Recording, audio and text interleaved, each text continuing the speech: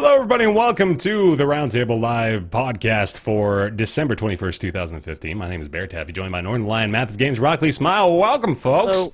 Hello. So good to have you. Up? It's our end-of-year indie game review roundup show, or as we like to call it colloquially, the IEOYRR.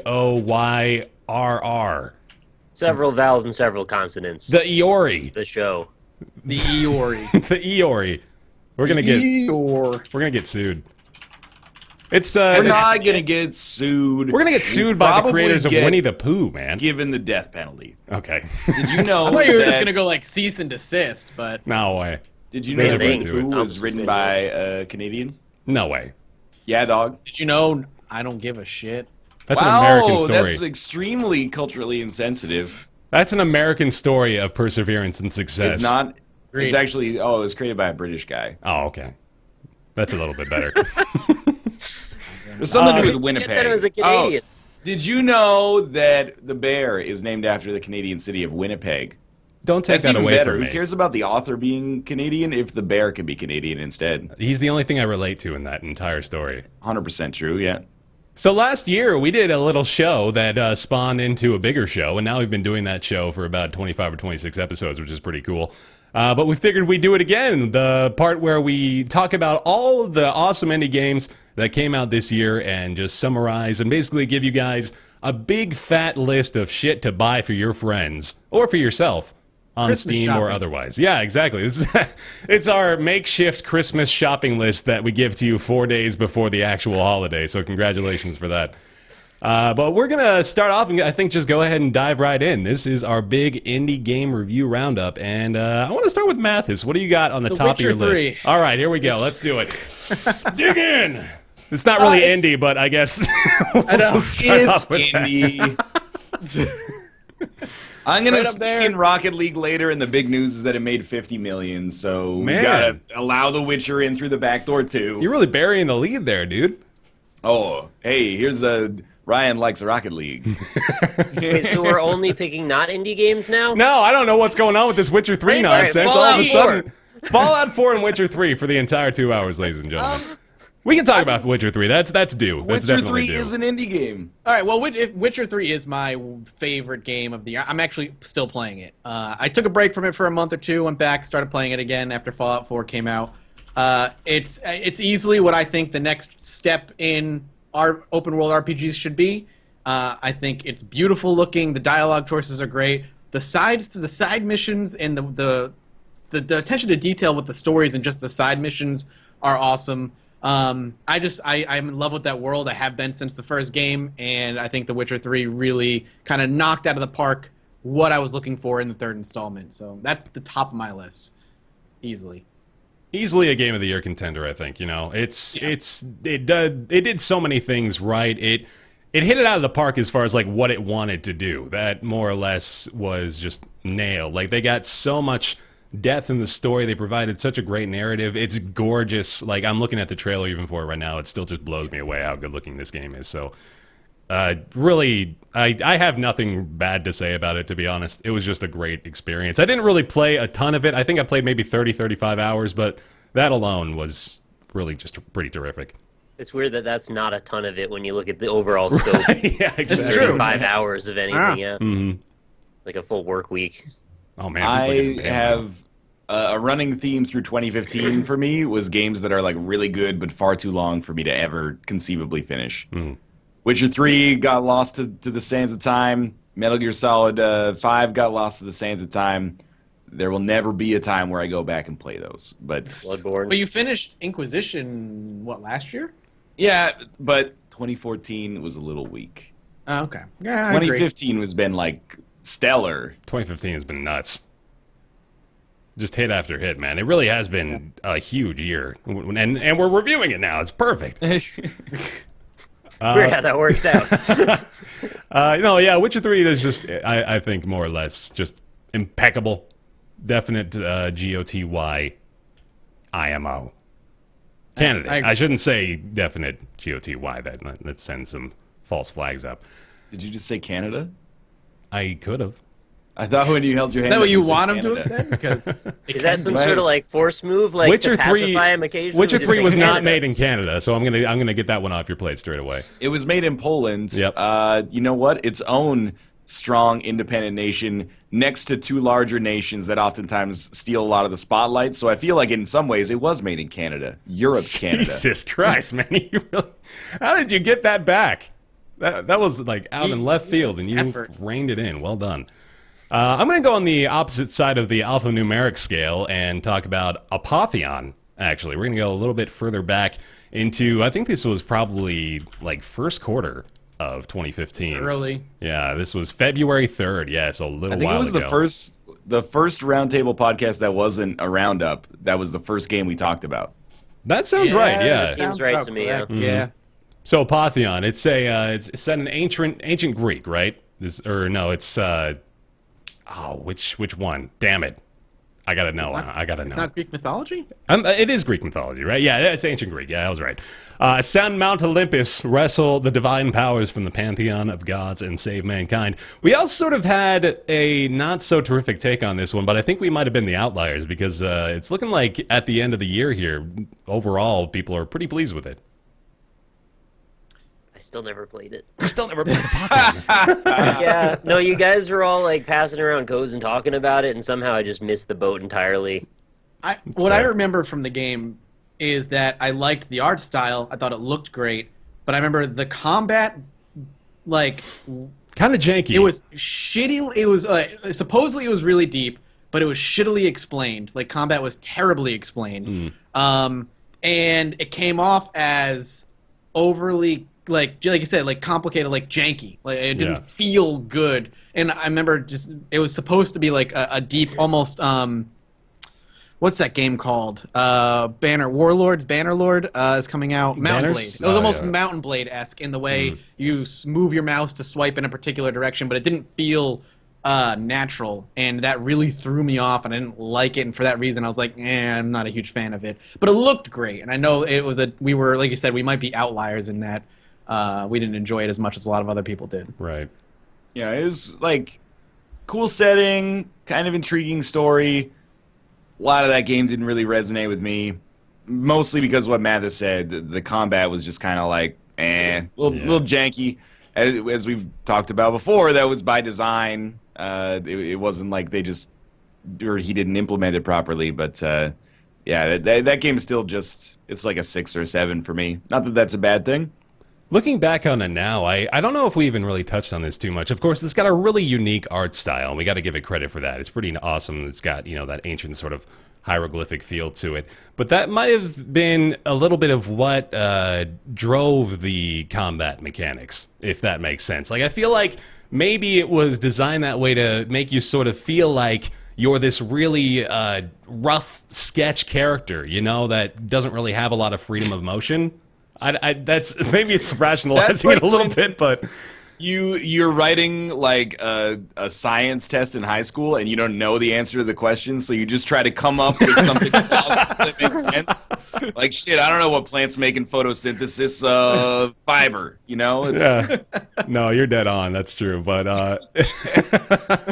it was. No, there were definitely moments where I saw the appeal in this game. Like there's a line in the season opener of Community that I think is hilarious, and that Spoilers. I just don't want to ruin anything for everyone, but they say, "I see your value," which is about like the highest praise I can heap on Apotheon. Is like, you know what, I can see why this is good for other people, but not necessarily for myself. So I like the look of it. I don't like the feel of it. It just was, again, yeah, I'll agree. It was probably about a 6 or 7 out of 10 for this year. Not too shabby, but not really one of my favorites. the most noteworthy thing I can think of about Apotheon is that the developer actually, like, that came out in February, and he put out another game in December, and normally that's like, Oh yeah, that's right. they're just like taking shit off the Unity App Store, and if they're getting 2 games out in a year. Yeah. So for him to actually have like 2 games, that, even if I didn't really like the first one that much, that came out within the same year, and the second one's totally different. It's not, well, technically there's 3 because there's like a Apotheon Arena or something like that. But Cryptarch is like its totally own unique like space roguelite thing that's going on. So like that's forgot really about that. impressive. I haven't played that yet, but I haven't either. I've been meaning to because it seems right up my wheelhouse. All right, well, let's go ahead and jump to a new one here. Apotheon, all set and taken care of. Nick, what's on the top of your list? I've got a lot of different angles to go on, but I'm going to go with, like, the most impactful, I think. All right, there's 2 of those. I'm going to go with SOMA. Okay. For now. I was a little surprised that this game hit me as hard as it did. When I started, I came in with the impression that this was going to be sort of like generic scary game. Turns out, it was actually a pretty deep, narrative-driven, first-person, pseudo-horror sci-fi. The pseudo-horror thing being the thing that I think really made it stand out a little bit because it wasn't what it said on the tin in a way. Right. It was kind of an intelligent game that valued writing above being in your face. Yeah. And ultimately, the story to it was a lot more gratifying than I think a lot of people may have given it credit for at first, or at least seeing it at face value. And I still think at this point, if you haven't experienced SOMA, it's absolutely worth going back and playing it.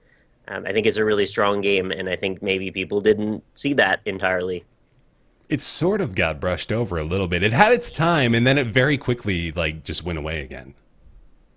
There's still I think a lot SOMA of conversation to be had about it, I think, that never quite got had. Yeah, definitely. Yeah. I think compared to Amnesia, it didn't really have as much, and this is not to insult it at all. I just don't think it had as much shareability. Like, Amnesia was kind of in that indie game consciousness for like 2.5 years. SOMA was like, you play it and then you're done. There's not as much like emergent, I guess, like scare cam stuff that comes out of it. How much of that might you think would have been to, like, sorry, I totally fucked up that sentence. How much of that do you think could be attributed to the amount of story that you don't want to have spoiled? You know, like with Amnesia, there's not really a ton of in-depth narrative. It's just sort of a straightforward, you're in this house and there's spooky shit going on. But with SOMA, there's a lot more to it. So maybe that's part of the reason why it didn't get shared around so much. I think it was having seen all of the Amnesia hype for so long and then seeing them go on to this new concept. I think what made me think it didn't get enough coverage is that, like, we just wouldn't stop talking about Amnesia, and SOMA was just like here and gone. Yeah, and I think if anything, it should have been reversed. Well, because Amnesia, Amnesia's what in a way, and partially because of YouTube as well at the time, redefined horror.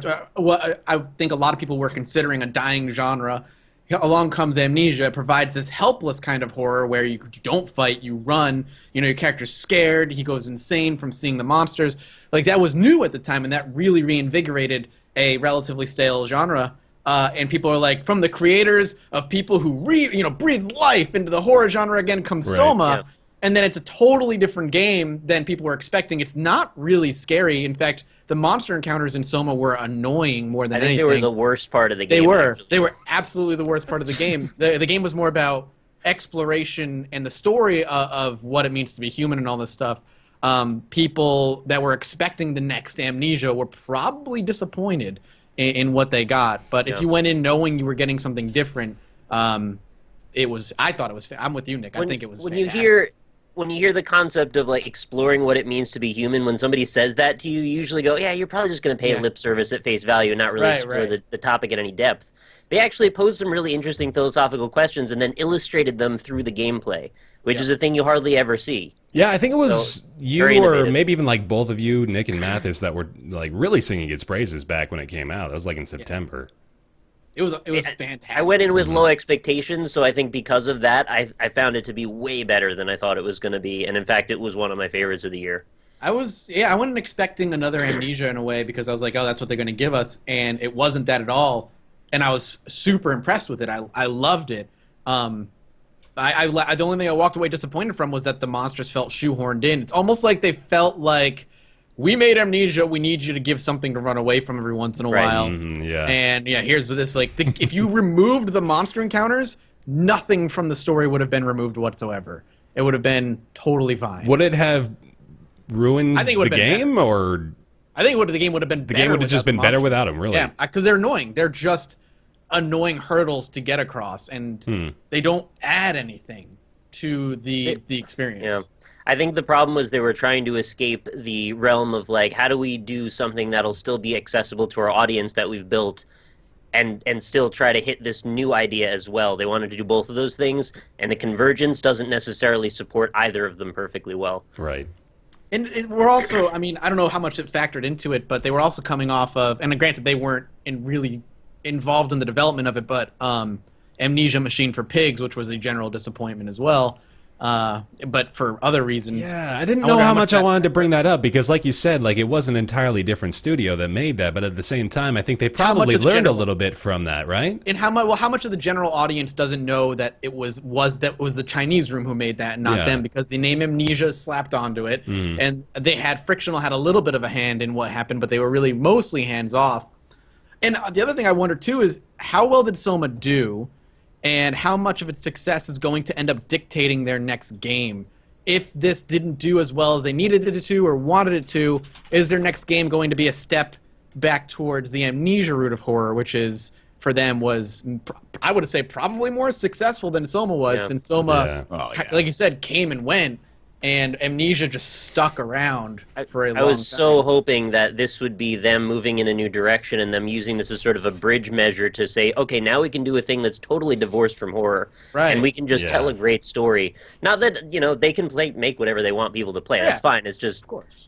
I was liking the direction they were going away from horror in that, and it was very atmospheric and strong writing-wise, so push it further. Soma currently has just under 100,000 owners on Steam.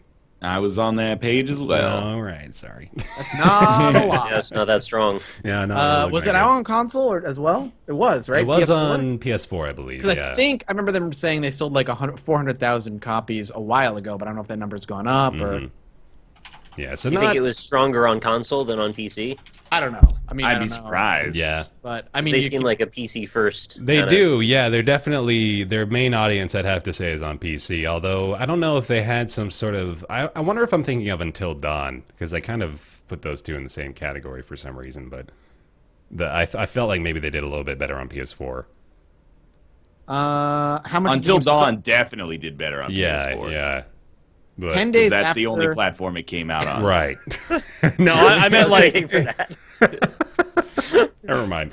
So it says the 10 days after launch. I'm on their like post-launch thing. 10 days after launch, 92,000 copies were sold across all platforms. Due to legal reasons, we can't give a per platform breakdown. But that was on October 1st. After 10 days. Interesting to note from that article, Amnesia Machine for Pigs sold 120,000 copies within its first week. Whoa. Okay. People so that, saw the Amnesia name probably. Yeah, that definitely had something to do with it, I'm sure. But that And then it still was does put shitty. it a lot, or definitely puts it into perspective for Soma's overall total now. Yeah. Man. And I thought the game was beautiful too. Like graphically, the game was very nice. Yeah, I really thought it did better than that. That's pretty surprising. All right, well, there it is. Soma. You can still buy it if you want. It's $30. Maybe that's a little bit of a deterrent, but still. There you go. Let's go to... Ryan, what's on the top of your list?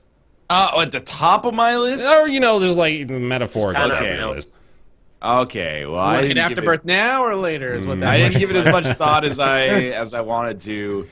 In that case, I would probably say if we discount Afterbirth, which we shouldn't, but maybe put it in a separate category Put because it, it's put it in DLC. reserve, yeah. Honestly, my game of the year is probably Rocket League. My indie game of the year, especially, is probably Rocket League. Mathis is angry. I'm not angry. Whatever.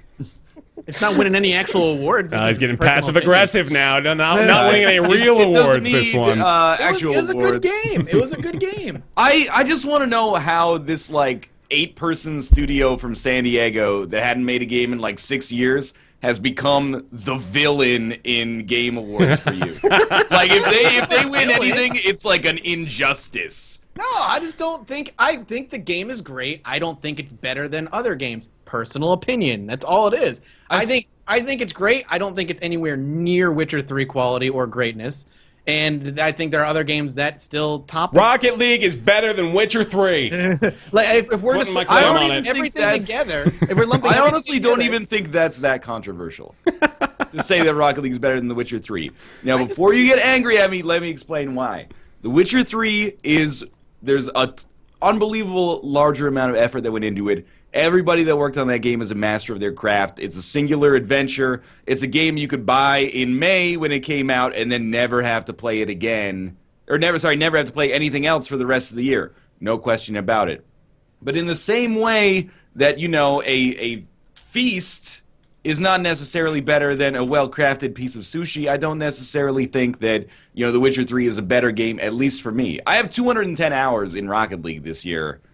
Probably like At least 16 of that is from accidentally leaving it on overnight while I slept. However, I don't think it's like an outrageous thing to say that this is at least, in there, in the top 10 or in the top 5. But for me, it was the game that I played the most this year and the game that I'm still enjoying. Some games you finish them and you go, and sometimes this is for narrative reasons, sometimes this is because you're sick of them. But, you play a game for like 60 hours and then you're like, okay, I never have to touch that again. I've never touched Dragon Age Inquisition again.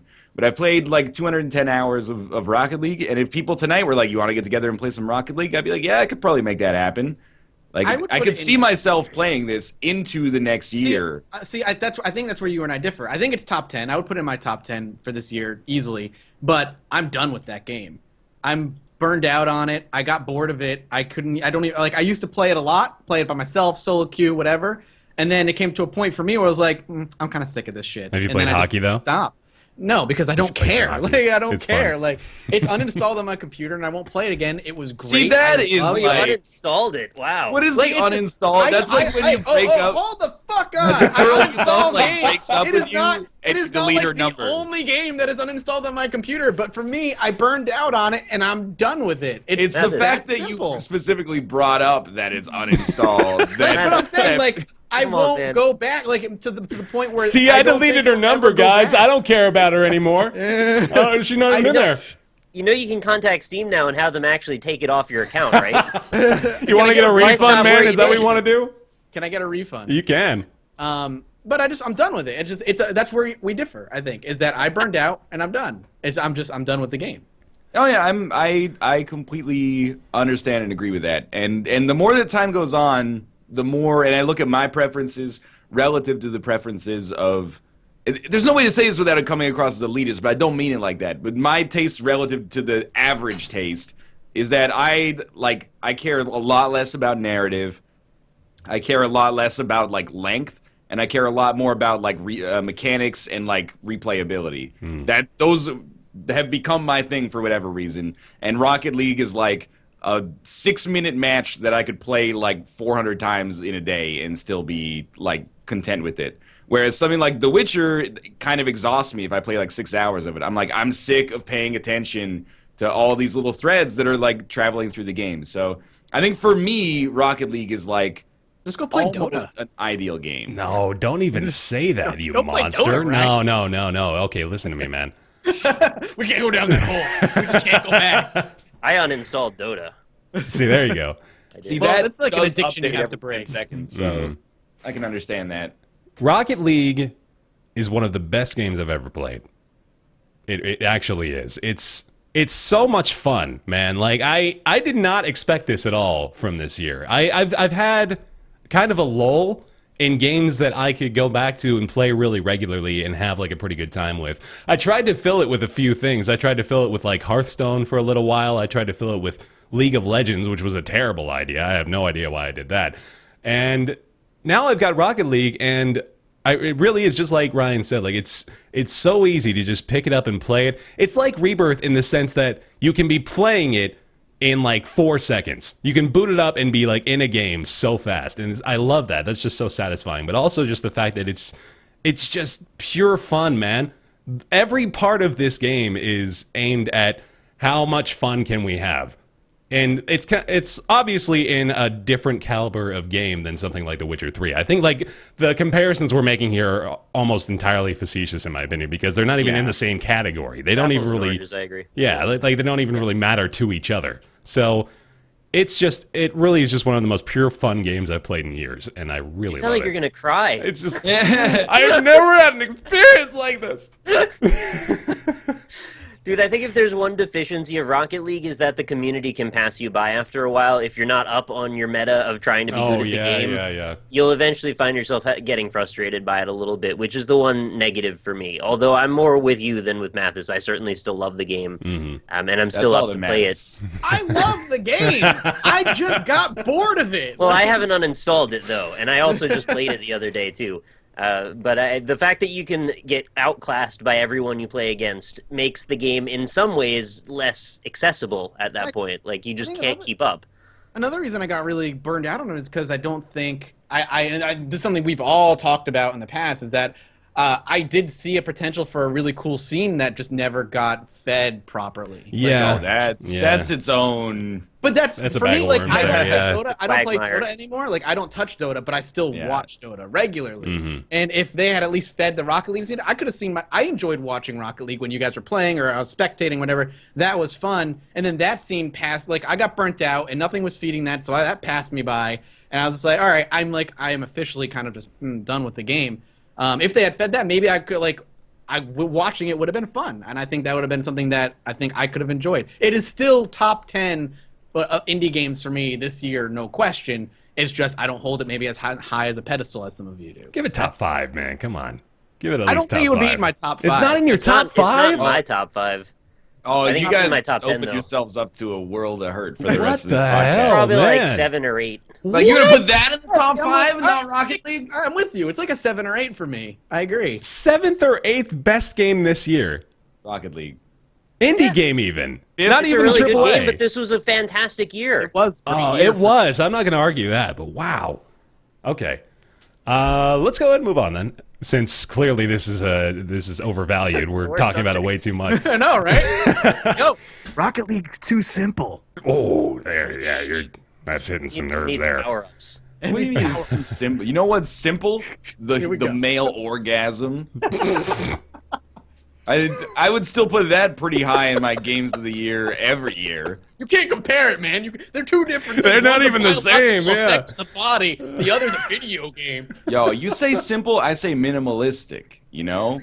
Spelunky is minimalistic. Downwell's minimalistic. You know, The Witcher 3, maybe it's not comprehensive. Maybe it's overblown. You know, maybe it's bloated. I like I don't Downwell. believe Let's that. talk about Downwell. Inquisition was bloated. Downwell is $3, by the way, so that alone should give you enough incentive to purchase it. Downwell is a curious game about a young person venturing down a well in search of untold treasures with only his gun boots to protect him. Who played Downwell? I played Everyone. Downwell. Everyone did. Nice. Yeah, the way you said that did make me want to raise my hand. Something Oh, about we're in class again. Okay. the cadence of that was perfect. Teacher bear. I try. I told you guys I used to be under the Mr. Larrabee handle on Xbox Live, right? So Oh, people would yeah. always tell me or ask me if I was their teacher from school. So Downwell, yeah, it's all about gun boots. Somebody talked to me about this one because I sort of just would gush about it again because I really liked it. Somebody saved me from gushing about it. Nick, you want to talk about it? Procedural platformer where you stomp on things and try to make combos, and it has fantastic controls that flow really well and makes you go into hypnosis. I don't know if there's that's really cool. a great way to say it other than that it's just like a really simple, solid platformer that feels really good to play and has a bunch of replayability by virtue of having many power-ups that you don't see on every playthrough. Definitely. Plus, many unlocks also is a thing. You know, getting different cosmetics that change the color schemes of things and such. It's not that deep. It's about as long as it needs to be. I'd say Irony. that. Well, it's not that deep. Yeah. I'd say it's like it gives you the amount of difficulty you need and the amount of challenge, like the length of time you spend trying to complete a single run through it is about on par with the other sort of roguelike games that it can be loosely compared to. And it's really satisfying when you get far in it too. Like for a game that's pretty simple at face value, it's really, really satisfying to get pretty good at it. Like you can get to the point where I'm totally not at this point, but I've seen people who are at this point who can like just maintain a combo throughout the course of an entire level and are just, you know, like jumping on everything back and forth, going super fast through the whole stage. So it's very good at appearing simple and then just, you know, giving you the right amount of challenge for the size of game it is. And it's Very scalable. Apparently, when you finish it, there's like a hard mode too, which I haven't Oh, really? seen. Okay, cool. Yeah, you can get all sorts of customizations, like Nick said too. Like there's I forget what they're called. It's like you remember what it is? The like styles? The styles, yeah, exactly. The ones that actually change the way that you play the game. Yeah. So It's like different characters in Isaac in a way, only not really characters. right. So yeah, it's a good one. $3. So seriously, it's a pretty easy sell. It's really fun. It's good for like 20 to 25 minute game sessions if you're into stuff like that. So Yeah, it's definitely a pickup, play for a little bit, put down kind of game. definitely. For whatever reason, it just never got to the point where I knew what I was doing, which is really where like I hit traction in roguelites. Like, you know, I would play it and I'd be like, this is fun. I don't really understand why I died, except like I sort of missed that jump, and then I'd be like, okay, let's do it again, and then by like pure strokes of luck, I would get like a little further or a little less far. So even though I like it a lot, I think it's really well done, and that potential is there. For whatever reason, it just like it was like, you know, trying to hold on to a shit rope, you know. The harder I tried to squeeze to get a feel for how to progress in the game, the more it slipped through my fingers. Downwell, it's like a shit rope. I don't think they're going to be putting that one on the Steam page, man. Not in terms of its smell or composition, just in terms of its viscosity. I empathize with you there. I definitely had a few times where I just sort of was confused by what happened, and it gets really intense too. Like there's a lot of screens where there's just so much shit happening on there that you just have a really tough idea discerning yourself from the background. So it certainly has that issue, sort of because of the style of art too. Like the pixel art does get a little bit too cluttered especially when your space is so narrow on screen. Like normally you'd have the entire wide space to work with, but this one is probably about like a third of your screen, honestly, if we're looking at it that way. So yeah, it's got a couple of flaws, but again, You know, pretty easy to overlook. It's $3. It's cheap as fuck. Yeah. You know when you talk to somebody who just like didn't get Spelunky, and you're like trying to explain to them that it's like this language that just gets deeper the more you play it. Yeah. And they're just like, well, I don't. It just feels like a platformer to me. And you're like, oh, you're so stupid. Like that's me with Downwell. That I see like all these people gushing about it, and I'm like, I know that it's there. Like intellectually, I know it's there. But when I play it, I'm just like, fucking miss my jump. You're just stupid, man. You're just so stupid. It's funny, Maybe. it's like Spelunky is like the horizontal to Downwell's vertical, right? Right, Like, Yeah.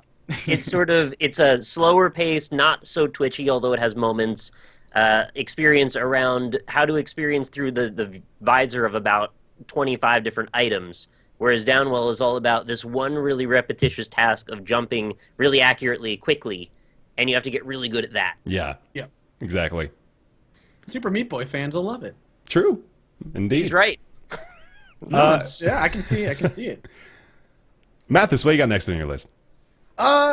Let's see. I mean, I haven't finished it yet. I'm really taking my time with it. Do we want to tackle Undertale now? Sure. We did Rocket League already. Yeah, let's do Undertale now. I feel like I'm getting really close. I play like one session a week, where I play for like 40 minutes, maybe an hour, and I fucking love the game, but it's a time thing for me. Yeah. I think the story being told is fantastic. I love the way the combat is. Everything about it so far is great, and it's easily one of my favorite games of the year so far. I know there are people out there who's like, you only like Undertale, you pretentious fucking twat or whatever. Like there are people out there. Are there people like that? Yeah, like people like I have read people who like Undertale's overrated. It's actually shit. You just think it's great and you think it's this artistic thing when it's not. I don't know if I want to go into spoilers necessarily because I have not gotten that far, but I adore that game and the twists that kind of just bye Ryan. The twists that come kind of regularly. I'm loving it, and I know you, Bear, and you, Nick, both played and loved it too. Yeah. Okay, so I want to get my gripes out of the way with it first because I'll just talk positively about it from that point on. Okay. I thought it got a little... Oh, I totally forgot about that part of the trailer. It's great. I got a little jaded by it in my second playthrough, which is a weird criticism. But it's true. That might not be your legitimate criticism, though. Are we talking? And I'll explain what I mean. But are we talking about the structure of the game with regard to things like that? Or? Probably not. I think I'm mostly just talking about like it wore down on me a bit. Just it's based really on overall difficult what to it talk is. about this. It game. is definitely So I'm gonna let's just avoid that whole tangent. I'll say that in general, I didn't really like the combat. I thought the combat was probably the weakest part of the game. I found myself just getting really sick of going up against enemies and dealing with their patterns because it's mostly just pattern recognition and memory, and then that just repeats, and it's just different puzzles more or less that you have to solve for the combat. So I found myself that became a little tedious for me, but pretty much that was the only big issue I had with it. Otherwise, it's terrific. It's hilarious. It's so funny. Like, this game is funnier than any game I played this year by far. It's so really funny. That alone is almost worth it, honestly. The humor is incredible. I don't think any joke so far for me has fallen flat. Like, I've enjoyed every little thing that they've kind of put in front of me. And, of course, looking at it, too, I mean, okay, so I want to sort of provide the perspective of myself before I just dove in and played it. Because looking at it, it's so tough to see myself wanting to play a game like this, you know? Like, I didn't think I wanted to play it until, of course, the hype train came rolling through the station, and everyone was just like, you have to play it, it's so fucking amazing. Yeah. But, yeah, it's very... It's very shallow on the surface, and then you fall down the hole, if you know what I mean. Yeah, get it right? Like the story, does. No, Yeah, I got it. Okay. I got it. You know, even still, after all this time, I'm trying to come up with some of my feelings, and I mean, I've thought about this already for hours, but there's this one element that gets me that's like, well, it's not any one specific thing about Undertale that makes me love it, it's the whole thing.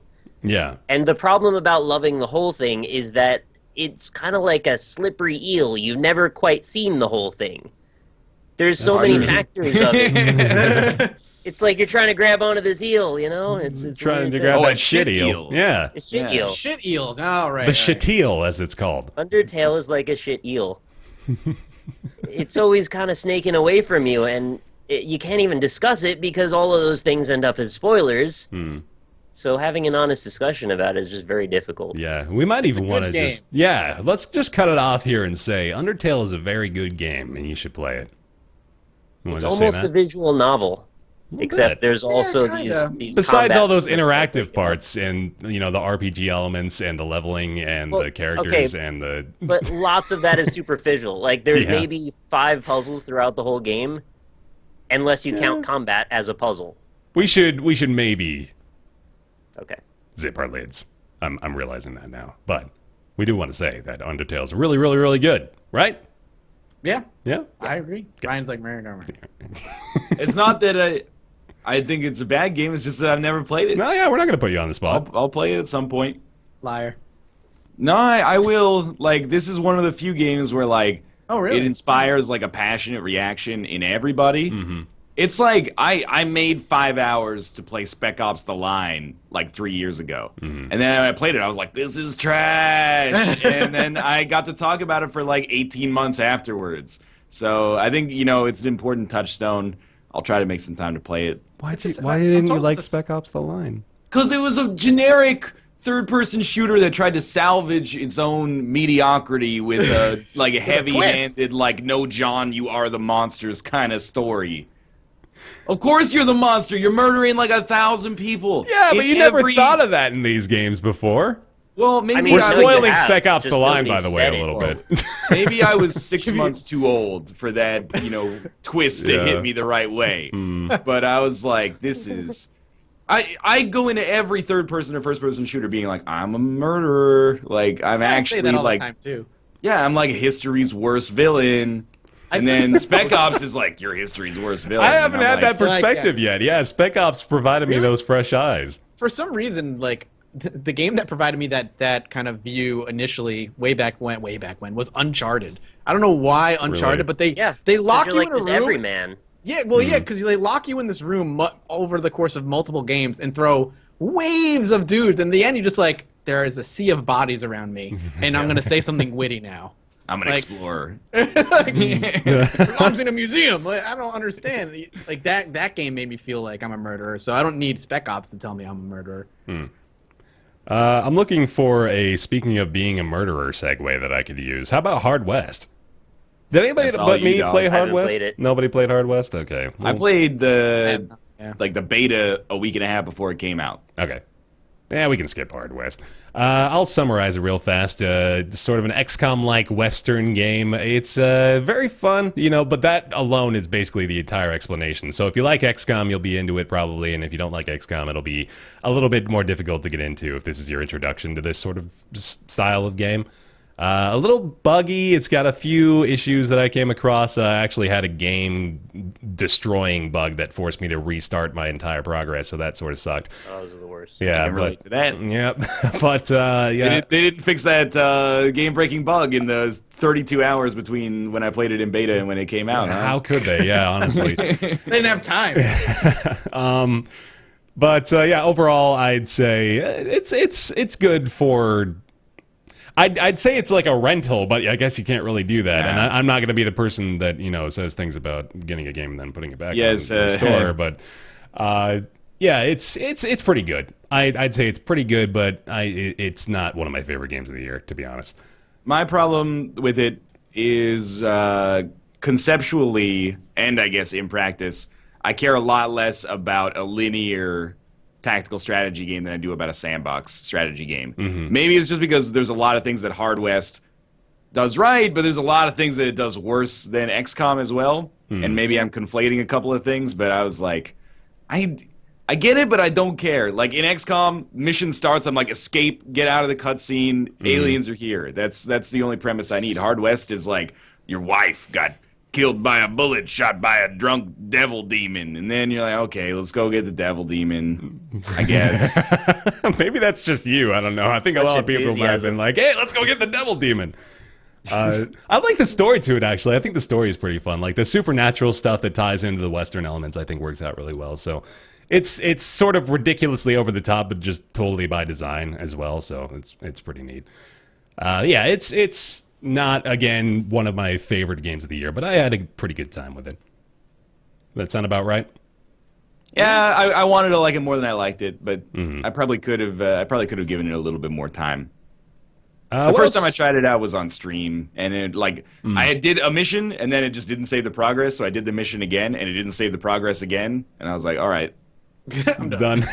Good game. That's about when it ends, yeah. What else you got on your list, Nick?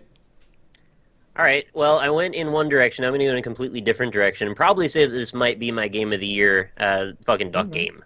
Duck Game, yeah, Duck okay. Game is super good, yeah.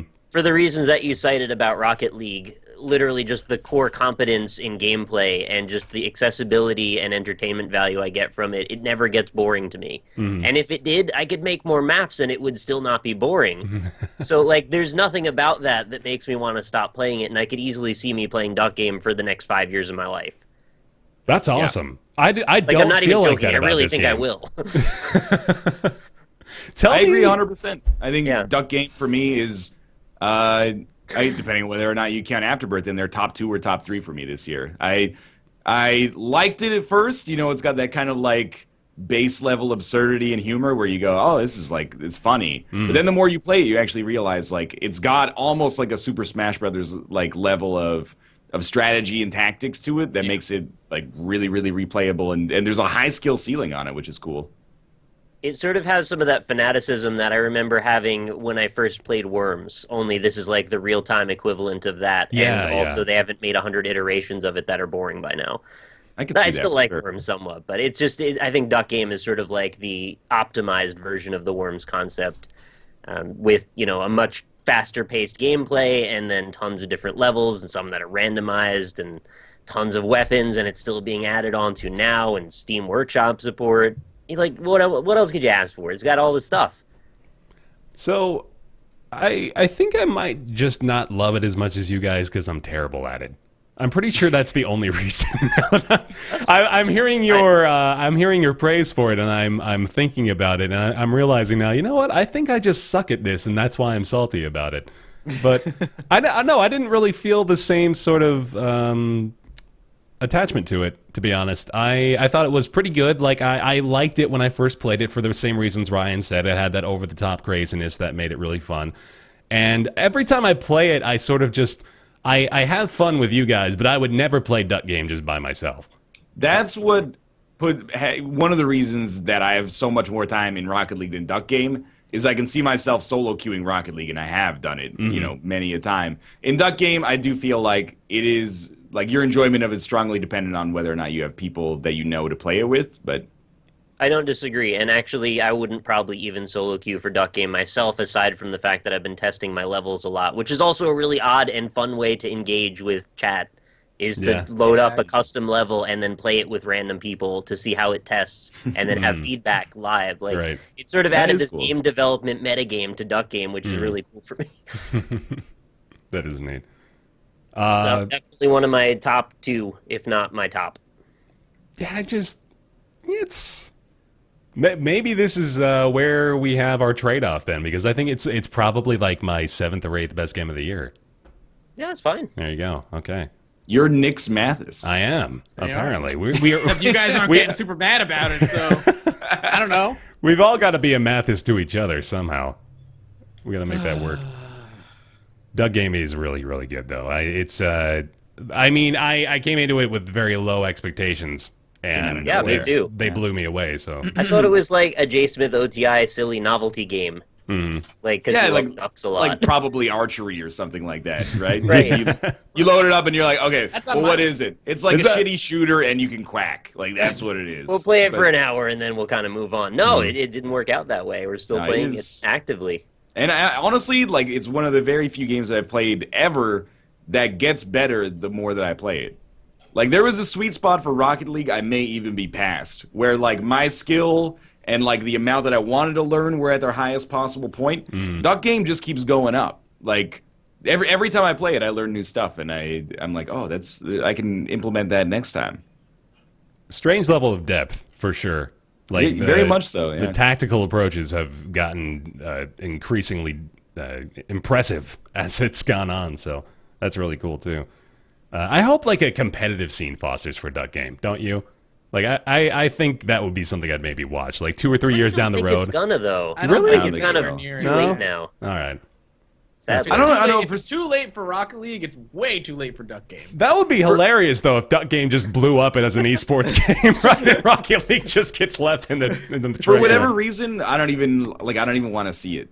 Really? As weird as that sounds, like in something like Smash Bros, there's like epic moments that are cool for esports potential. But sometimes in Duck Game, like somebody just gets like a poop on their head and then blows everybody away with a laser gun, and I'm Yeah. like, that's fun. But also from an esports context, that might be like. Well, I think it would have to. It's too quick. Yeah, it would have to be like a variant that provides the level of competitive draw that esports needs, obviously. But I actually kind of agree with the Rex's smaller son saying Duck Game is too silly for competitive. It's not like a bad thing. I just think I think Yeah, it'll the be tone rejected. is maybe a bit off. I'm kind of with you too. that's fair. Mathis, what else you got?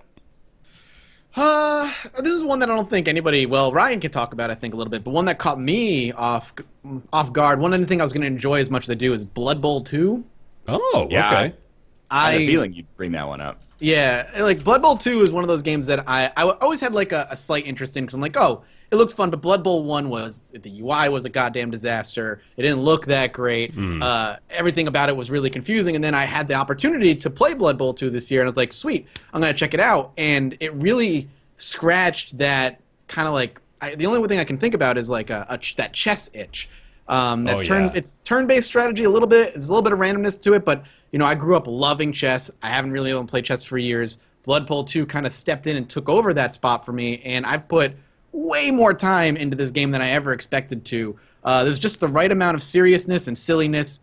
The randomness can get a little bit annoying, but I enjoy just kind of like moving pieces on a board and trying to strategically set up like either an offensive drive or a defensive drive, and then watching the dice either fuck me or do exactly what I was hoping they were going to do. I've put in a ton of hours into it, and I think it's a great game. And now, a few days ago, they updated it, and a lot of the problems that people were having, including me, have been addressed in that there wasn't a visual grid on the board in Blood Bowl 2, but there was in Blood Bowl 1. There is now in Blood Bowl 2. They patched that in. They patched in a bunch of other stuff, and they announced if you own Blood Bowl 2, prior to the release of any races, the race is going to be free for you. So they've already announced they're doing 4 more races that are going to be introduced over the course of like a year or two. The next one's coming out in a couple months. And if you own Blood Bowl 2, you get it all for free. You don't have to pay for the races except for the initial 2 bonus races that came with the game. I love it. I love Blood Bowl 2. It's super fun. Blood Bowl 2 is quite good. All right. The end. The only reason I don't play more of it is because each game is like 2 hours long, or an hour, just over an hour. Yeah. So, and that's not like its problem. And there's a huge learning curve because I was okay. So this is my gripe with it. I look at a game like Downwell, for example, something we just talked about, where I can just jump in and within like literally 10 seconds, I have a pretty good idea of what I'm doing. Whereas with Blood Bowl 2, I have to invest probably like 10 games before I have like a concrete understanding of what's going on. It is almost like Nick might be able to relate to, like, getting into a grand strategy game. Yeah, there's like an arbitrary language of like mechanics you have to learn. Like, oh, this is what everything on the face of the dice means during a roll. This is what gives you more dice versus less dice. This is the skill that negates this aspect of this dice, and blah blah blah. And then every race has like its own unique, parameters and stuff that takes a long time to learn. And please call me out if I'm wrong, but there's not really a tutorial, is there? There is a single-player campaign in Blood Bowl 2 that teaches the utter basics of knowing how to play, but it will not teach you the intricacies of every race and what the best things to level up are. Because when you level up, when one of your pieces levels up, you roll die, and that determines what new ability you can choose from like a list of like 5 or 6 different lists. And it doesn't really teach you that, at least not what I played into. So, I mean, I just was lucky where I fell in love with the game, and I went out of my way to watch videos, to play practice games, to learn the races. And there is hours, like I have like maybe 50 or 60 hours in the game or more at this point. And then I probably have like 10 more hours outside the game teaching myself proper like team setups and what strategies are best versus these races versus others, and what I should be doing as this race versus that race. So, which is very satisfying when you get into it, but also it's just like the matter of getting there. Yeah. It's if you're not into that kind of thing, it can be frustrating and boring. I love it, so I like dove head first, and a lot of my free time, from a month ago, was spent learning this game. Mm-hmm. Do you think it's a problem that it's so inaccessible, though? No, because it's just taking the already physical tabletop game and turning it into a video game. Right. Mm-hmm. I think its complexity, and I mean, when I can say this, but it's like once you learn it, it's actually not that complicated. But like Ryan said, you're learning because you're learning a language. I mean, I've read that so many times. It's like, this game isn't that complicated. I'm like, no, it's really complicated if you don't learn it. It's, after you get 60 hours in a lot of games, they don't seem as complicated as they will to someone who's looking at it for the first time. Exactly. As an outsider, I tried to watch videos, and I didn't even find them interesting enough to want to put the time in to watch other people play it. So I think completely the issue of it having too much complexity or being inaccessible is an issue, but it depends on your perspective. I don't think it makes the game worse, but I do think it makes that like barrier to entry way larger. So from a perspective of it being like a game of the year candidate for everybody, it's way too inaccessible and niche Absolutely. It is like tabletop football. Blood Bowl 2 takes some much needed steps compared to Blood Bowl 1. It's a lot more visually appealing. It's a lot more, the UI is a lot more readable. And it makes certain moments more exciting with cool dramatic camera angles, but there's no getting around. It is really, really complicated. And especially if you don't know what you're doing and then you just get your freaking ass handed to you over and over again. It can be infuriating as well. And as far as the spectator sport appeal, I imagine like if you don't enjoy watching chess, then you probably aren't going to get much value out of watching a competitive chess match, right? So it's probably about the same thing here with Blood Bowl 2, where if you don't really understand what's going on with this, then you're not really going to be that invested in it. But if you know the intricacies of formations and what race goes up against what race, like you're really invested in that and you're interested and you're watching those things. So you gotta give it a little bit of a slack line there. I guess. I go out of my way to actually watch a game like as background noise for like when I'm editing or something. Mm-hmm. So I don't think there's a lot of people who would be into that unless you knew what was going on in the game. So right. But I love it. I think it's a great game. Cool. I'm gonna piggyback off this. Okay. And just quickly mention Frozen Cortex, which scratched exactly the same itch for me. Criminally overlooked, even by people who are like really into strategy games, in my opinion. That's the simultaneous turn-based one from the Frozen Synapse team. This time it's based around American football, like 5v5 American football on on a field with obstacles, kind of like American Gladiators. That game is really good, and I put a lot of time into it this year, but for whatever reason, never really clicked for a lot of people, and I would be remiss if I didn't mention it. It's really good. Yeah, I haven't really played a game that put strategy into the idea of American football. Like I've played, things like NFL Blitz, which does not do that at all. It's like the inverse. Yeah, exactly. So it was fun, but this is basically strategized NFL Blitz with robots. That's sort of how I described it in like my curation of the game, where it's crazy over the top awesome because the robots are actually, beating the shit out of each other and throwing each other over their heads, but it's also, entirely a strategy game. So it's really fun. Like I kind of agree with you there. I remember we played a few games and it was really awesome, but it's pure simple fun, sort of like Rocket League was, except in sort of a totally different way. I have 19 hours in it. Nice. I liked it. Yeah, that's significant. Too. Cool. All right. I want to jump into one that came out a little earlier this year. It was in April. It's Titan Souls.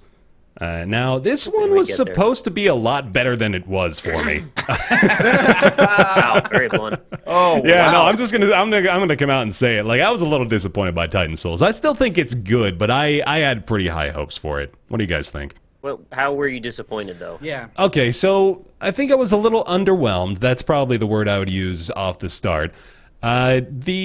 The controls were not really very satisfying for me. Like I got the minimalist approach to it, where you had your one shot, you had your roll, and you had your moving. That was basically it. Yeah. But I loved a lot of the bosses. I thought a lot of them were just sort of like, okay, like that's weird. But it just, I guess maybe my hopes were set a little too high. I think I can pretty much just summarize it that way. I thought it was going to be a lot more than it is, and it was maybe over a little too quickly as well. Was it the structure? Was it the fact that you thought there was going to be like a Zelda-style adventure to it? I think maybe, because yeah, you're right. It just sort of became a boss rush, Like it didn't have a lot to it. And you know what? Yeah, you're onto something here, because it had the sort of I've environment. given this thought a lot, actually. Definitely. Like it had the environment that definitely would facilitate that. It seemed like it wanted to kind of give you this very interesting world, and they did fuck all with it. Mm-hmm. There were like a couple of nods toward the adventure point, being like the shooting the fires to open up. Yeah, the there were a couple of world or puzzles. The forest where you walk through the angle Zelda style there. And then there was also, this is probably a huge spoiler, so I'm not going to say it completely, but there's like a moment where you meet someone else, and it sort of felt like it was supposed to be this grand revelation, but then nothing really comes of it. I kind of want to, I want to talk about the spoiler a little bit, so this is a spoiler warning. Okay, for spoiler. everybody in chat. One of my biggest problems is kind of going back to what Ryan has a problem with, that shooter game. It's like, the story was so fucking in on itself and being just like, but it's Shadow of the Colossus in that, but you are the monster. And I was like, that's where you're going with this? Like, the whole time, there's this really interesting world, and I think there's these cool bosses. I'm like, what is going on? What's happening? And really, the only big twist is like, you're the bad guy. Now you become him, and now you get to do it all over again. I'm like, really? You're saying it kind of cribbed the twist from Shadow of the Colossus, which is the game it was already apex in the first place. It came across like it was like this. It kept trying to pretend it was something it wasn't. It pretended it was deeper than it was. And I'm like, I think you're mistaking them setting a tone, though. Aesthetically, there was like absolutely a certain rich tone that they were trying to maintain. Maybe. And I don't see it as pretentious, but I see why you think it could be that. Like, the other way you could have framed Titan Souls is by just having, like, a level select screen of bosses. Right, yeah, it's like Mega Man.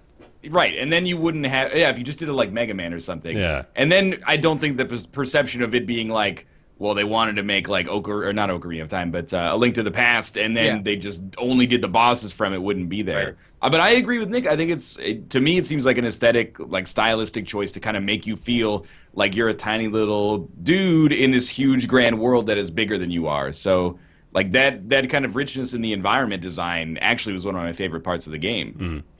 I will definitely say that there were select few boss fights that were awesome. Like, they just felt so satisfying. Like, there was the one against the knight that fired arrows at you, that fired the giant arrows, and there are the 4 pillars in the room. Like that. Oh, it's showing up on screen right now, actually. Yeah, that one was fucking awesome. But there are moments in the game that feel so cool. And that was, I think I wanted that all the time. I guess like I wanted just like total stimulation overload with this game, and I didn't get it. But it was definitely satisfying for quite a few moments. The reason I kind of jumped on you when you said you started to criticize it a little bit was because I think I had some of the same exact questions when I started it up. I was hoping that this was a much longer, more developed situation, and I think I had set my sights on that when I saw it in development. Then when I got the final product, I had to sort of rearrange my thinking about it to then be okay with what I actually got. And I was happy with it. I really love the game. I just think it had such potential. I wish it could have gone further.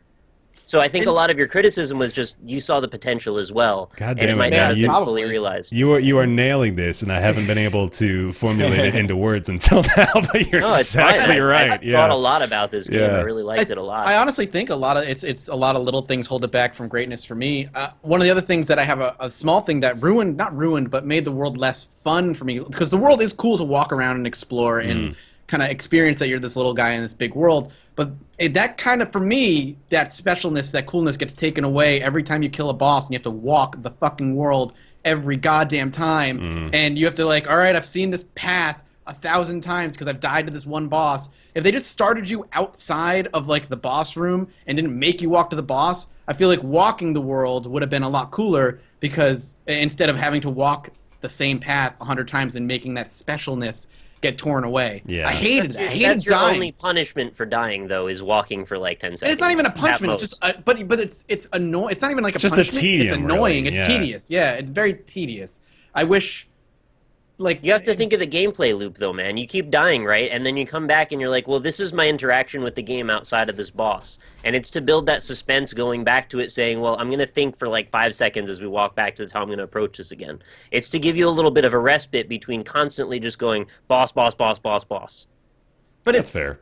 I see where you're coming from, but for me, it just became a nuisance. It wasn't something that I was like, all right, I'm going to think about it. It's like, no, I know how I'm trying to fight this boss. I know what I'm doing is right, but I'm fucking up in this one small area, and I don't want to fuck up again because I don't want to walk that path again. And now I'm like, baby playing a little twitchier. It's like playing the Lost on Isaac. One fuck up and I'm dead. One fuck up and I'm dead. And that's the tension that you've got, though, right? Like, they need that for the tension. Otherwise, what is there to worry about? You literally at least in Isaac, the stakes are high and you lose your run. In this, it's like I have to waste 10 seconds of my life walking back to this boss. I don't know. Dismiss your criticism either. I think that the game needed more diversity. I think it's weird. I find myself agreeing with Mathis that the walking back part is the worst, but at the same time, I also agree with Nick that I think it's completely necessary for the game. Otherwise, it basically just ends up being a game jam game like it started with. Right. Where you just, exactly, like, boss, go through a door, boss, respawn, boss. It's weird, because an extra 10 seconds of walking to the boss shouldn't be a meaningful bit of gameplay, but because that's the only other thing in the game, it sort of is.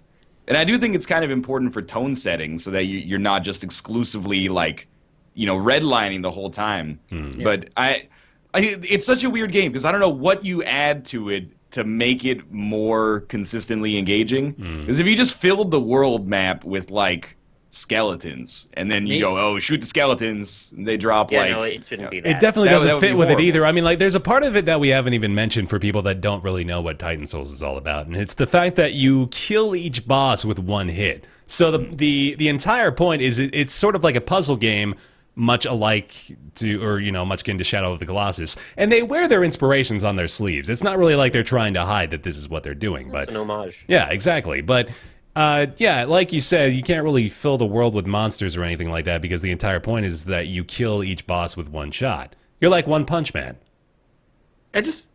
Maybe the idea was just too simple to turn into a full game. Maybe that's just the problem. Yeah. Maybe what they want. I don't think so. Maybe, or they could have just filled the world with, like, secret They areas. needed to more explore. secrets. That's exactly what I was going to Yeah. say. Yeah. There was one situation where you go way off the rails and you find a secret area that's like a boss. Mhm. It Yeah, isn't the I boss. found him. Yeah. And those Does it- things needed to be everywhere, I think. Yeah, I Yeah. agree. More, not even necessarily secret bosses, but just secret Things stuff. you can touch and interact It with. didn't that even give you really lore. need to be that significant. It just needed to be something that gives you Something aim. else. Yeah. Yeah. What are we coming at this from the perspective of? It needs it for the purposes of it to be worth $15, or it needs it for the purposes of No, it to to be be more like a true fulfilling. classic or something? Yeah, more fulfilling or better than it became. Okay. Something that I I would would- talk about like a month later, as opposed to Yeah. just totally forgetting about it. Something that goes from good to great. Yeah. Something that transcends the concept of simply a boss rush, because Which that's is all kind it of what ended up ends up being. And then they built that in as a later mode, was just boss rush. Just like, how fast can you beat the game? Well, that's I what I was think- doing anyway. This is Yeah. like a really strange thing because I think I may like the game the least out of any of us. However, I respect that they spun the design out of that game jam concept and just kept it like as its own singular thing. Like, would it be better if it was like more like A Link to the Past? I think the question has like a null answer because it wouldn't be Titan Souls anymore. Like if you make it like Anodyne or something like that, it's a completely different game. I like that this is like I can play this game and know exactly It's very what they're pure. going for. Like they have a design vision, they adhere to that vision. It has its negatives, it has its positives, and this is Titan Souls. Like I would rather play Titan Souls, which I might rate at like a 6 or a 6.5, over like a 6.5 game that had a much larger scope. Like I'm not going to say specifically Anodyne, but like an adventure game that wasn't a classic, I guess. Yeah. It's about right. It's just new, It's Yeah. it's like it's its own thing. Agreed. Well, I think the part that we're also missing too is just the pure elegance and the art approach that they took with this game, because I think about half of it outside of the gameplay was just appreciating that you're walking through such a well-realized Yeah. vision. It is. And It's that isn't gorgeous. something that comes through in words most of the time. You need to actually walk around in it and see it, Hmm. all the little subtle animations and things that are happening. And we see all that, supposed depth, and just want there to be legitimate depth that can complement that. Because right now it's just sort of walking through a museum that is punctuated by boss fights. And it gives you the sense that you're gonna do that. I think that's maybe why we're talking about it so much, is that we felt like that was gonna happen so strongly, and then just sort of nothing spawned from it. But They even have all this fast travel around it, as if there's all these times you're going to be going from one point in the map to another. You might use them once in the game, if that even. right, yeah. So, yeah, I think it. Yeah, there's the two sides that we're arguing both have merit, I think, here. So it's a very interesting position, but I'd say it's worth it. I think people should play it because the boss fights are pretty damn satisfying. Like most of them are very, very good boss fights. But it's got the gripes that we mentioned, and overall I think if you look at it like not from the perspective I think a lot of us had of this is going to be an awesome, in-depth, crazy world that we can explore. This is Titan Souls. One shot, one kill for a bunch of bosses. And then that's the game. And that if very you look at it like pretty that, it's puzzle like, game. cool. Yeah, that sounds great. Yep. Awesome. Let's see. Whose turn is it? Probably Ryan? I think it's Ryan. Sure. Okay. I'm gonna say keep talking and nobody explodes. But I'm also gonna preface it with the disclosure that I am friends with some of the people on the development team. We've hung out socially. It's like the ideal disclosure case because everyone agrees that the game is dope. Yep. It's like it doesn't call your integrity into question too much, but yeah, like you should know that I've hung out with people on the development team for years, at least, dating back to like PAX 2013 basically. So Keep Talking and Nobody Explodes is that asymmetrical multiplayer game where one person is holding onto the bomb, they have a bunch of modules, they don't know how to solve them, they're basically like little micro puzzles, and then any number of people just have a manual, they can't see the bomb, so it entirely hinges on the conversation that happens between them, the communication that happens between them. And what is really cool about Keep Talking and Nobody Explodes that I don't think any of us anticipated is that, you know, we all played it on VR, and we're like, this is really cool on VR, but they're fucked, right? Like, unless it comes out and everybody owns an Oculus or something. This is like a niche game on what is still a niche medium, basically.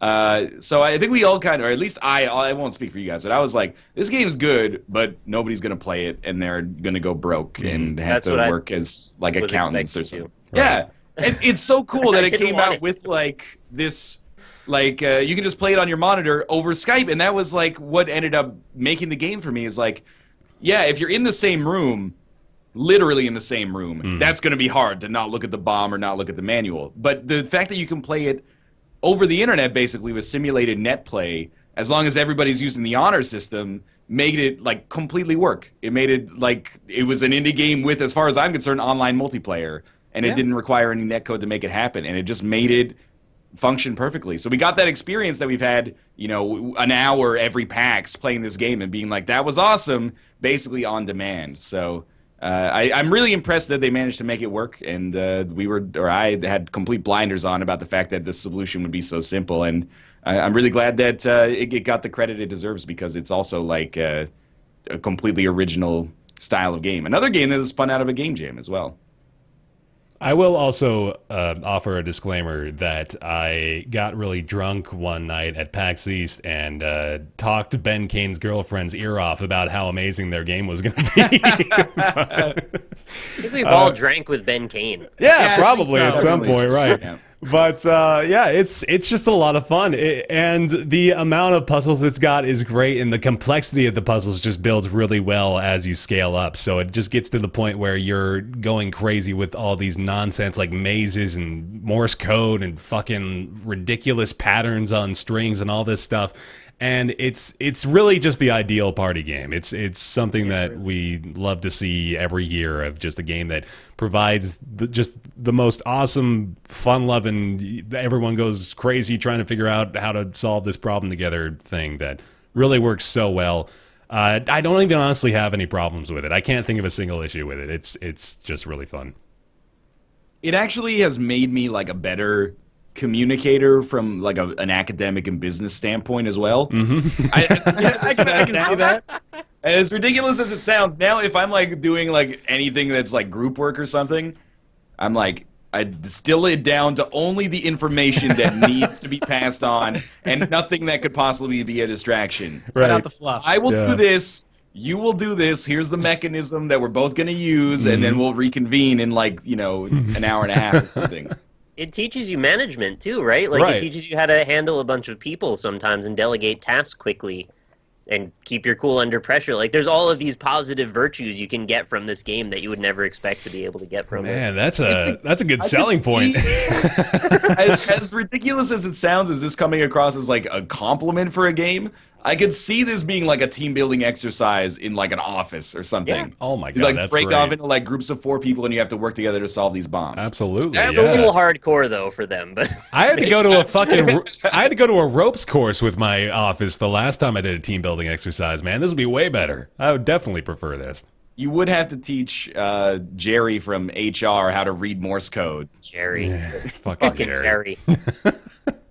Nobody likes Jerry. That's Parks and Rec. That's Jerry, an Undertale right? reference. Oh, is it? I was going TV. Television. Mathis, you love Keep Talking, right? I do. I think it's a great. I think that I like the idea that there's going to be, or at least seems like there's going to be multiple more different manuals for different types of bombs, and just as a game that he can continually iterate on and make more and more fun. I hope it does. I hope it continues to do well, because I know it did pretty well at launch. Yeah, right? how did it do? I'm curious. Well, yeah. It got picked up by a lot of YouTubers, I think. Definitely, yeah. It had a huge Twitch and YouTube bump, so that was really And cool. again, that's something that I never would have expected. Same. Not because the game was at all bad, but just because, man, it's just, You know, you can't predict YouTube, man. You don't know what's gonna work and what's not. I mean, it's the kind of thing that is great to play, but I didn't know it would be that enjoyable to view, especially if you're watching someone who's using the manual. Right, yeah. Or someone who's good. That's what's been awesome, is when we've been playing and we actually know what we're doing and we can like rattle off those modules, people are still like, wow, this is really satisfying to watch. I remember in the initial hype wave that there was the guy, I think he was in the trailer too, actually. There's a guy that has a group of his friends that are all just so good at it, and they're doing all these master level bombs all the time on Twitch, and they were getting like thousands of viewers. And this was a channel that had probably 1,000 followers total. They just had like 2,000 or 3,000 people that were watching them disarm those high level bombs. Yeah, it was really cool. All right. Keep Talking No Big Explodes is awesome. It's so much fun. You should absolutely play it. Agreed. Allow me to piggyback again. Yeah.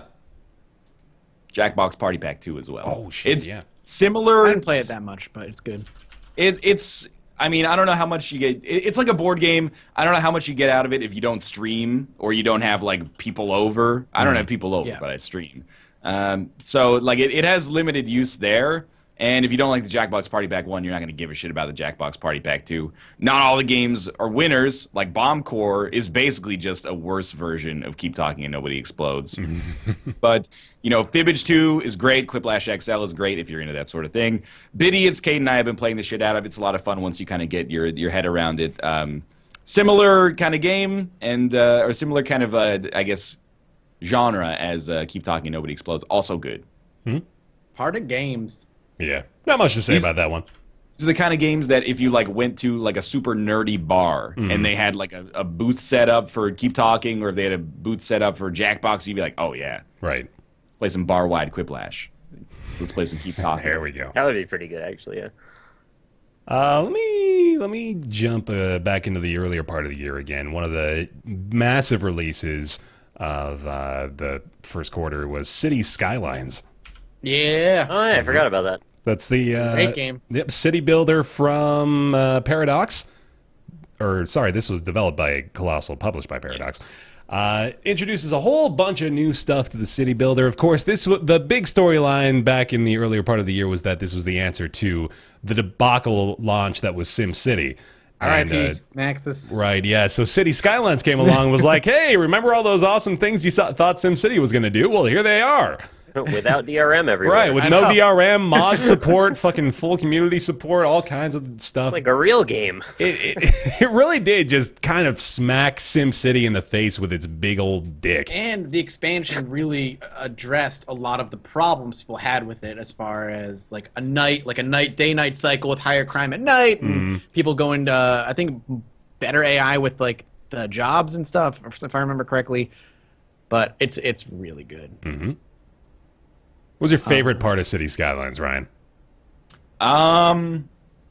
It was just kind of like, this is a cop-out answer, but it was just kind of like the kind of game that was really like kind of meditative and iterative to play, where you'd be like, okay, I've got like a city for 1,000 people, I'm going to manage their needs, and then I'm going to add another area, and then I need to manage their needs, and that gives me more money, which allows me to make a larger area. Like it builds on itself in an incremental way that was really satisfying. And it's funny because like I'm thinking now, I'm like, I didn't like City Skylines that much, but then I think back to like March when it came out, We're playing the hell out of it, yeah. that's all we were playing. Everybody was playing City Skylines all the time, myself included. I probably got like 50 or 60 hours in it. It was one of those games that when I stopped, I just stopped for good. Yep. But yeah, like I got 33 hours, but it would be dishonest for me to not, count that in my favorite games of the year. I think I had Banished in my favorite games last year, probably, or close to it at least, and it's a lot better than Banished. Not that Banished is bad. Different kind of game. Yeah. Yeah, it is. sort of. Oh, I think it definitely is. I think Banished had a lot more limitations to it that sort of made it a different thing. It is a different kind of game if you go on like 4 times Zoom. If you're on 1 time Zoom, come on. I don't know, man. Like, it really is. There's just so many differences there. But What is Banished? Banished more has like you're more City? worried about making sure you're balancing your population so you have enough people who are chopping wood or farming and producing things. Like your civilians, I guess, matter more in Banished than they do in City Skylines. City Skylines is a traffic manager, city planner. I'd say Banished is more of a survival themed. I really like that you listed it as a traffic manager first, because it honestly sort of is. Like, It is. the traffic in I this think game. Ryan Reddit said poster about it. when we were initially talking about this on the podcast, like Ryan said, and I agree, it makes me appreciate just like city planning. Yeah, a lot absolutely, more. it does, definitely. Like, I remember the days when we were playing it incessantly. I would go out and drive around and just think to myself, man, this is a really well-designed road. This is really efficient. And you think back to your spaghetti streets, and you're Right, like, yeah, exactly. I'm always like, whenever I'm driving in Vancouver and there's like a main thoroughfare that doesn't have a protected left, I'm always like, so it's a colossal order. It needs a turning lane. I remember when we talked about this too. We've talked about City Skylines quite a few times on the podcast, but I remember talking about what was the moment that sort of made you stop playing. So I think for me, it was definitely when I basically built everything. So I had like all the super expensive structures, and I had a decent sized city. And I'm not really the kind of guy that's wanting to go for the million population sort of stuff. I'm just pretty cool with what I had at that point. And that was definitely where I dropped off. But I know that there's a lot more stuff now, and especially with the day and night cycle expansion and all the new content. Of course, I'm sure there's mods up the wazoo now that totally change everything. But I imagine there's still quite a few people that are playing this pretty frequently. It's a great game, but I'm with you. Where like the problem with it is that there's like this curve of enjoyment, where like at the start it's really fun. Well, it's like 6 out of 10 fun because you don't have enough resources. So you're like, okay, I've got these constrictions where I can only where I can only make like something this big, and I need to save enough money for you know, hydroelectric plant or whatever. And then when you have like just enough resources to do whatever you need to do, but not enough to just basically have infinite money, that's where it peaks. And you're like, oh, I've got to consider like the strategic concerns and stuff like that, but I can't just solve all my problems with money. Eventually you reach a point and you're just like, my city's like as big as it can be.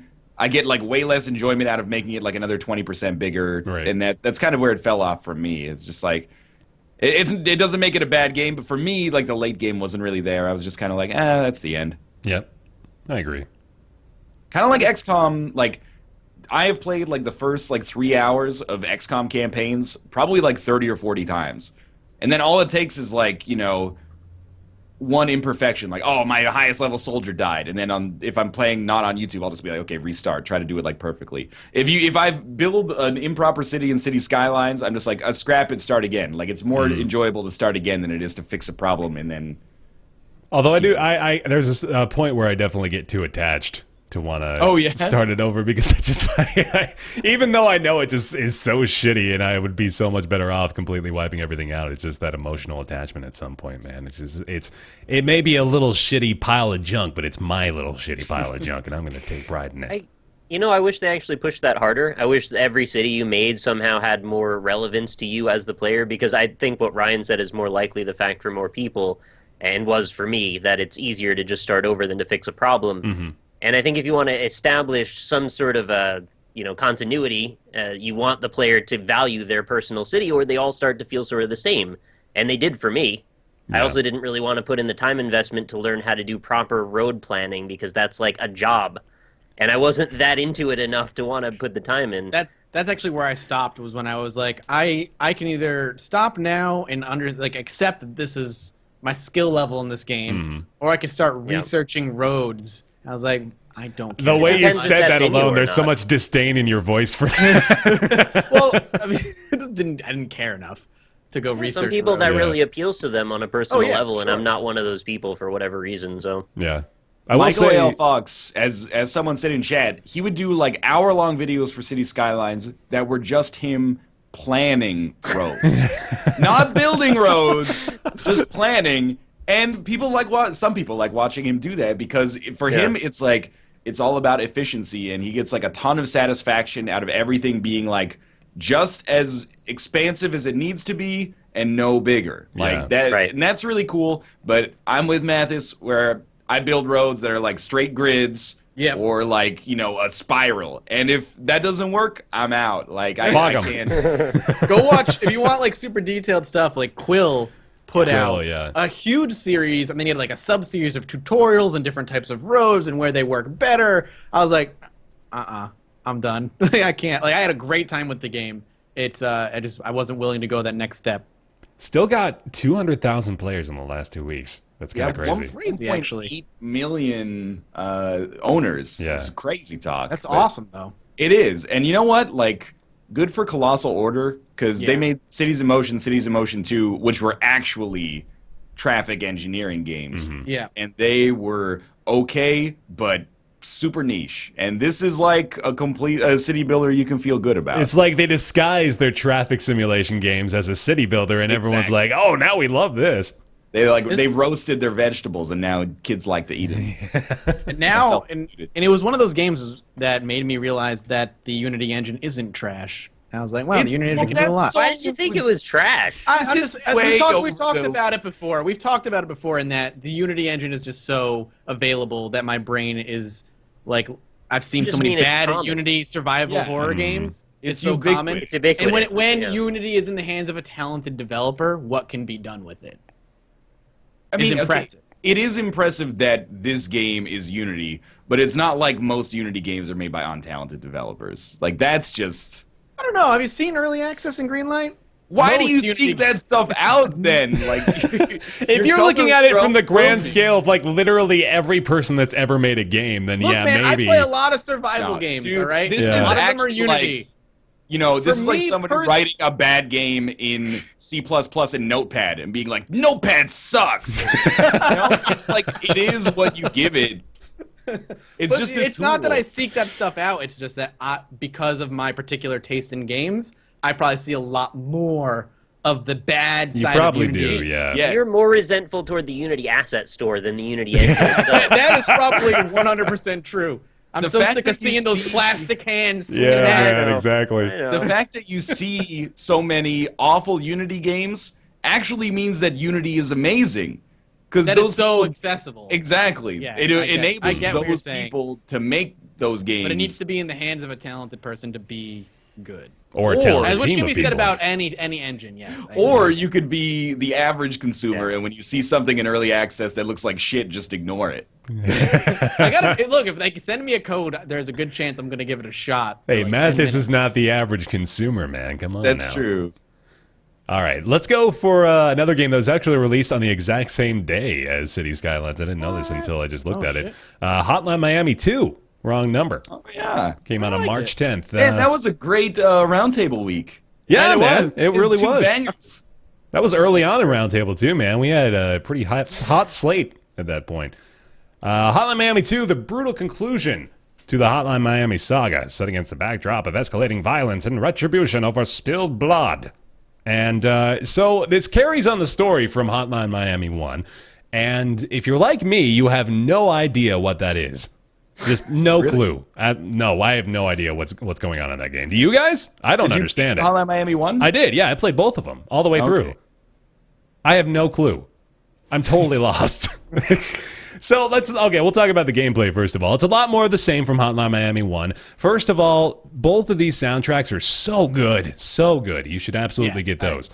Hotline Miami 1 was great. I really enjoyed that game. And then Hotline Miami 2 is pretty much more of the same, but there were a few issues that people took with Hotline Miami 2. I think one of them was sort of like I think blind spots sort of became a bit more of a problem where you had to deal with a lot more people who just sort of shot you out of nowhere, it seemed like, in this game, which is a weird issue to creep up in the sequel, right? Like, that's not very common. Yeah, because the first one didn't have giant rooms like that, right? True, that was probably part of it. Mm-hmm. But I think it's a lot more of the same in a very good way, though. I really enjoyed Hotline Miami 2. It's crazy, it's over the top, and as I mentioned, the story's pretty outrageous, but apparently people do a better job following it than I did. But the gunplay is just as satisfying, in my opinion. There's a lot more variety to it. There's a lot more ways you can handle levels, although for the most part, you probably just want to not die. That's the biggest factor. I didn't necessarily even try to employ a strategic approach to a lot of stages. I just sort of like desperately went room by room, hoping that I wasn't going to get killed, more or less. Yeah. Nick, what do you think about Hotline Miami 2? I found it rather tedious, and I wasn't a huge fan. See, I want you to tell me about this. I wasn't a massive fan of the original one. I thought it was just it was a solid gameplay mechanic, but it didn't appeal to me as much as I think it did to you guys. I appreciated the art style to it. I thought it was interesting to look at, and I thought the music was decent, but it wasn't enough to catch me for a particularly long time. And I also really didn't think it needed a sequel, personally. That's true. So- I'll sort of argue that for you. Yeah, it's interesting that it got a sequel, especially kind of quickly too. But yeah, I mean, I I don't was want to gonna just say be I can't cynical, believe but this sequel took so long. really. Yeah, because I don't know. To me, it just seemed like more Hotline Miami, bigger levels, Oh, markedly okay. worse, From that but argument, still yeah. pretty good. you just mean because the mechanics are so unchanged, like what would stop them from making it faster? Yeah, and maybe this is like an overly, well, I mean, just an ignorant way to look at it. But the story is not, The Witcher 3. There's not Yeah, like no, full-time authors employed writing like Right. lore that you find in the game. Not that it doesn't take, work to come up with it, but I feel like I played it for like 2 years at PAX's, and I was like, it's here. Like, why isn't it out? But Yeah, I actually want to correct myself there. I thought for some reason Hotline Miami came out a lot more recently than it did. That was back in 2012. 2012. Yeah, Jesus, that's crazy. I remember my problem with the second one. I liked the second one, but my problem with the second one is that, unlike the first one, aspects of it were randomized. So when you went into a level and you died, you could not count on the enemy being in the same place or having the same weapons the next time you went in. So much Hotline Miami Right. 1 was more of a puzzle game for me, where Hotline Miami 2 was more of a crapshoot, and it led to me doing like stupid tactics, like hiding in a room, shooting one bullet, and waiting for all the enemies in the nearby area to funnel through a door so I Oh, could kill them yeah. all. And that wasn't an aspect in Hotline Miami 1. You all right, Ryan? yeah, I just heard like a chorus of, when like in a movie they see like a beautiful woman or something, and then a chorus of angels plays. Yeah. Are you about I to just die? heard that like extremely clearly, and I'm like, do I have a tab open, or is there someone in the hallway making a noise, There's a hot or lady in am the I hallway? seriously actually? Are you becoming, stroking like- out right now? Yeah, am I about to have this? It was so clear. I had Weird. I had a little girl laugh in my headphones the other night, like clear as day. It was Fuck, Alma dude. here. And there was nothing in my tabs that was making noise, and it scared the shit out of me. Like clear as all day, I could hear a little girl go like for a solid like second and a half, laugh in my ears. It was really weird. That's freaky. But anyway, that was my problem with Hotline Miami 2, is that the puzzle But aspects anyway. Yeah, sure, yeah, whatever, the puzzle aspects were somewhat removed because of the randomization, and it led to bullshit death after bullshit death, and you couldn't learn a level because the level was not always the same, and that bothered me. Fair. I don't Yeah. disagree. I think Hotline Miami is a good game that is going to be remembered as a big disappointment because of the fact that it's not as good as the original. Wasn't he not planning on making a sequel, but it did so well he made a sequel? How well did Hotline Miami do? Hotline Miami, well, I mean, it's hard to gauge because a lot of it was in Humbles, Humble yeah, Bundles. Wow, have I reached the point where Humbling Bundle is my touchstone? The Isaac guy just saying, But I wouldn't be surprised if that has over 1 million owners on Yeah, I Steam. wouldn't be either. Oh yeah, 1.8, and then it's also on Vita. I think it's on PS4. I mean, even Hotline Miami 2 has almost 400,000 viewers, but Hotline Miami 1 was an enormous success, and I feel like deservedly so. So it's kind of going to be like the one that's not as good, which was probably almost unavoidable considering Hotline Miami kind of came out of nowhere. But I think there's definitely some problems with the game that are fair that people bring up a lot. Yeah. Nick, what's on your list? Well, I was kind of struggling about how to approach this because this was actually a great year for Metroidvanias, which I think I might be the only one out of the four of us that actually really cares about that very much. But I'm just going to go for the most niche one and then leave you guys to talk about the others in case that's the thing for you. Cool. So Odallus The Dark Call was one of my favorite Metroidvanias this year and one of the games that I think got almost no press and deserved a ton. It was a sort of Never played like it. 8 to 16-bit retro-inspired, sort of Sega Genesis-looking Metroidvania. It played a little bit like a Castlevania game, but it was sort of like a gore aspect to it in its aesthetics. It was really well put together. The gameplay was amazingly solid, and I had a fantastic time playing through it. And I'm so sad that more people didn't see this game and try it out, because it was just so good. I had very few things negative to even say about it, other than I wish it was just longer. Did you see like any videos on it or see anyone talking about it? I remember you talking about this a little while ago. I think you were even recommending that we check it out. It's just, it looks like a Super Nintendo game, pretty much, right? Or Sega Genesis, I think more particularly they were going for. But yeah, similar genre. And it sort of did for Metroidvania what Shovel Knight did for like a Mega Man game, I think.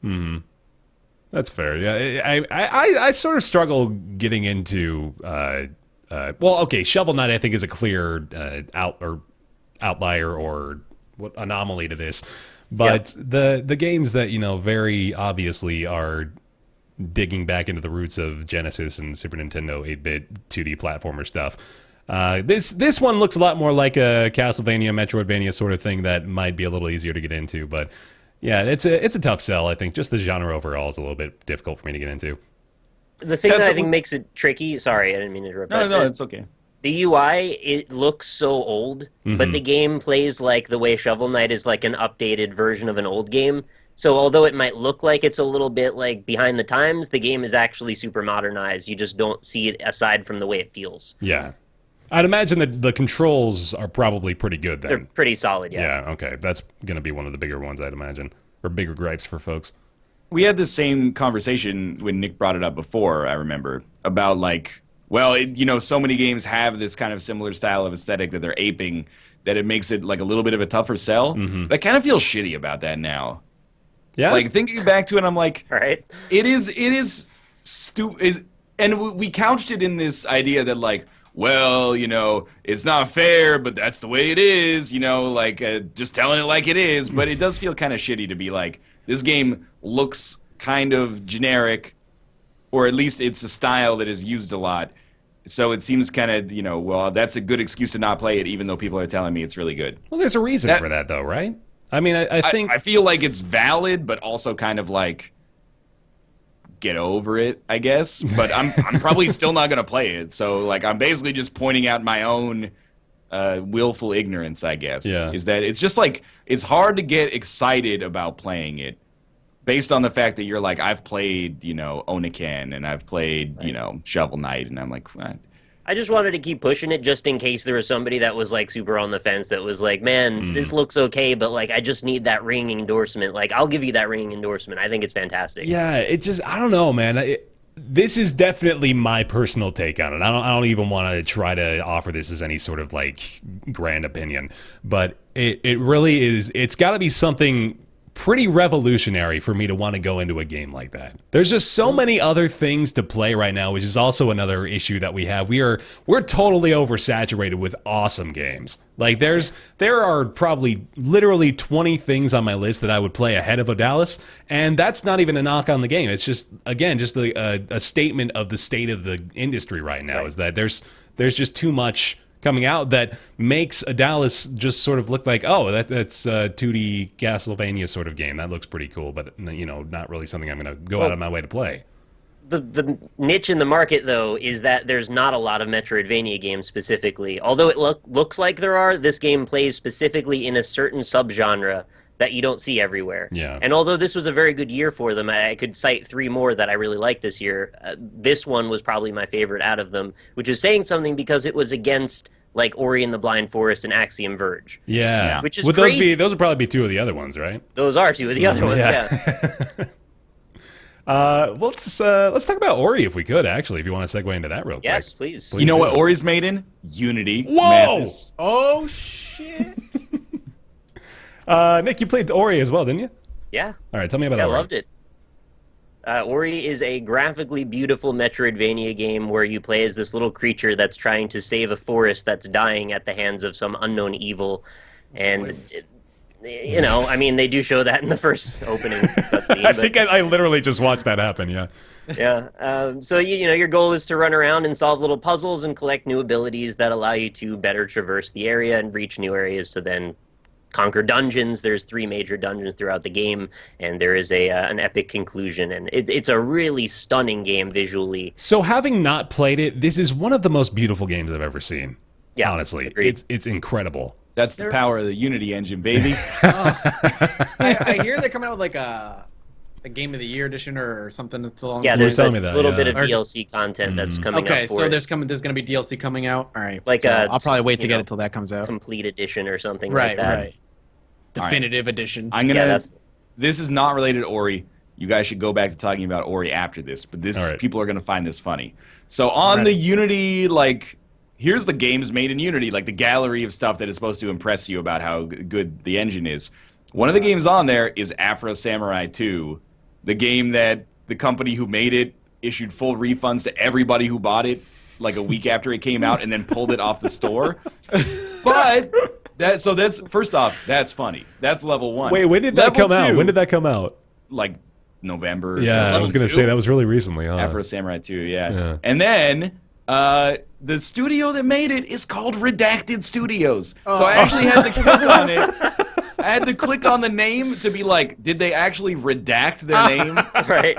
Or is their name Redacted Studios? And either would have been funny, but their name is Redacted Studios. That's really good. Oh man. Redacted Studios made a game that had to be redacted.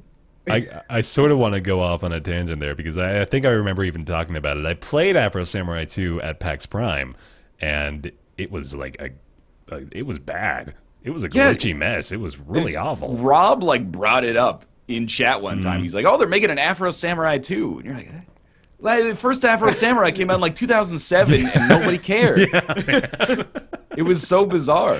I don't want to shit on it, but boy, it was a piece of work. I think it's fair to shit on it considering it's maybe the only game I've ever heard of so bad they pulled it off the store and issued a full refund to everybody. Not Like, even that due was- to like I Arkham wanna Knight play style it now. technical It's issues. that It was just bad. like it's so awful that they didn't even want people to play it.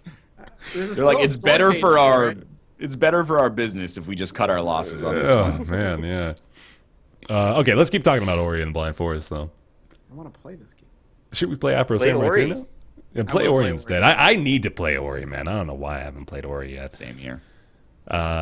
So Wait, I'm the only one who's actually played it? I thought Mathis had played it.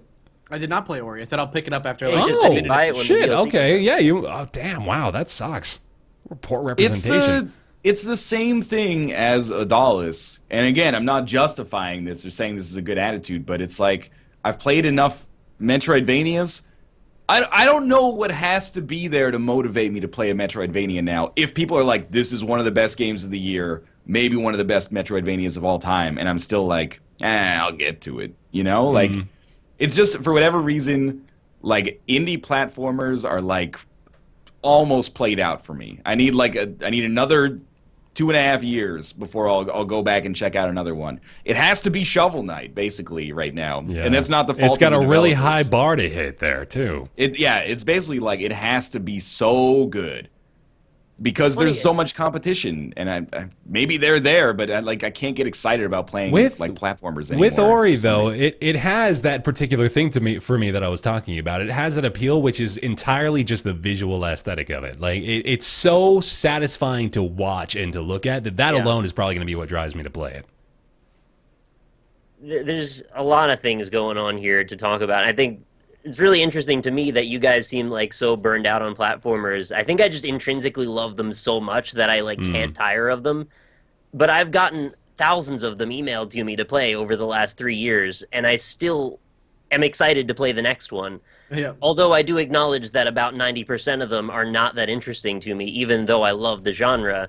They have to have something that brings that to me, and if it's a Metroidvania, chances are it's probably going in that direction already, and if it's a Metroidvania with a beautiful art aesthetic, it's like, I'm super in. Yeah. That's like, I will play that, guaranteed I will play that then. And there happened to be several of those that came out in 1 year, which is pretty rare. You know, oh my God, Ori came out the day after Hotline Miami 2 and City Skylines. That was the same fucking week, man. March 11th. That was a Like, wild week for that is everybody. It took me like crazy. 4 months to play it, though. Oh my God, how insane. Well, let's maybe go a little later in the year. How's that sound? How about we take a look at... Well, I think we sort of need to give another nod to Nuclear Throne real quick. I know we talked about it pretty recently, but... There should be a segment that is basically like good shit in early access that came out this year. Right, okay, so let's go Nuclear with that. Throne. Broforce. Broforce, Prison Architects, Kerbal Space Program. Everybody knows about these games. Yep. They're out now, Yep. and they're good. If you've been waiting, you can pick them up. All right, there we go. Done. Not 4 on the list. It was so easy. I like it. Well, speaking of knocking things off the list, I don't know. Well, no, let's not do this yet. Mathis. I'm looking right I think now. we're back around to you, right? What else did I play that I was like really blown away by? I got another one if you want to wait a minute. Yeah, go. I'm gonna look through my list because I can't think of anything that was like amazing. Sure. Well, before I even say it, did anybody else play Renowned Explorers? No. Yes. You did. Okay. Nick? I did not. Nick, okay. It is better than Hard West. It is. I think I'd agree with you there, yeah. Tell me a little bit more about it. So Renowned Explorers it has a couple of different layers, but on one layer it's a squad-based tactical strategy game. Actually, I guess it's a little XCOM-y, but it also feels almost like a turn-based RPG as well, sort of. But I guess that's the turn-based aspect of it. And then the layer abstracted from that one up is basically a visual novel like the Yogg, where your characters have certain stats, and then that allows them to do basically skill checks in conversation that can give them rewards, that gives you loot. Then that abstracts after that mission out to like the macro scope, where you can use that treasure to further your renown and eventually complete your goal of becoming the most renowned explorer in the world. Mm-hmm. So it has this sort of rock, paper, scissors mechanic disguised as a very interesting, like, happiness, sadness, and anger emotion battle that you have with your enemies. So, for example, you can play as an entire team of people that just goes around and tries to befriend everyone instead of trying to attack them and take them down. And it doesn't even really make a huge difference. It's mostly just sort of like a fun little mechanic thing that is cute. But there's also parts that incorporate it pretty well that make sense. Like, for example, if you fight one of the first bosses and befriend them instead of going aggressive on them or something, they might, like, in the next bout of dialogue, they might sort of turn on their previous allies and sort of help you out a little bit. So there's cool little things that work out pretty well like that. But overall, I think it was just, one of the issues I had with it primarily was the difficulty. I don't know if you really had this issue. Maybe I just suck at these sorts of games, but I had to restart like 5 or 6 times, and then that sort of just burned me out on it. I think that's by design. Yeah. Like, it's got a little bit of that overarching campaign thing where if you take a misstep early, it puts you kind of on the wrong track. But the thing I actually dislike most about the game is what you actually brought up about, like, the befriending system and stuff like that. Mm-hmm. That to me is like, I don't want to come too far over the top, but from what I hear about Undertale, there's meaningful differences if you want to play a pacifist versus a genocide run. It actually changes a lot about the story and the way that the game is played. Mm-hmm. In Renowned Explorers, your friendly moves are not, like, emergent. They're just attacks that use, like, your friendly stats. So it's like, I'm going to charm this guy. The way you charm him is not by, like, having another layer of gameplay that, like, goes around their HP. Literally, you charm their HP down. Yeah. If you charm them and then hit them with a sword, then you So it's like a different damage type? Yeah, exactly. Like, that's poison, lightning, charm, basically. Okay, gotcha. That's weird. Yeah, it's purely aesthetic, pretty much. Yeah, exactly. Like, it's cute is the word I'd use for it. It's cute.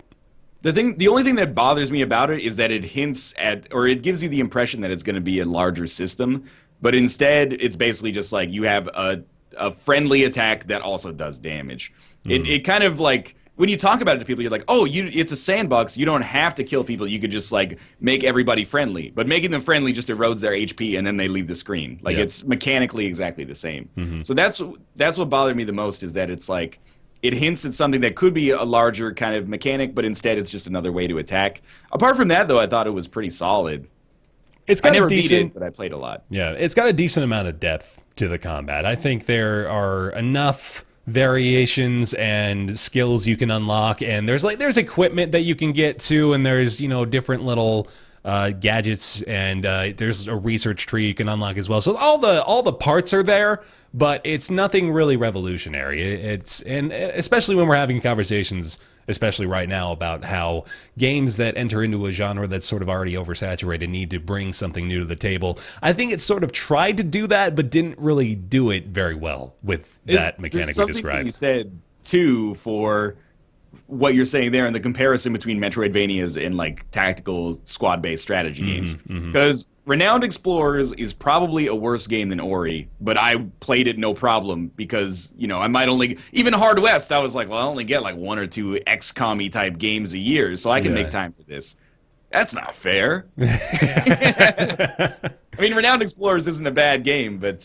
you know, maybe in a couple of years I'll be there. I'll be like, oh, I can't justify trying out another XCOM. I'm realizing that about myself now. Yeah, now that you've pointed that out, that is an interesting hypocrisy I'm holding myself to. Is that I'm willing to go for. Play the first 15 minutes of Ori and see if you get into it. That's all you need. I That's think the I hardest need to, part, honestly. though. Yeah. Yeah. Yeah, that's about Gotta it for. install it.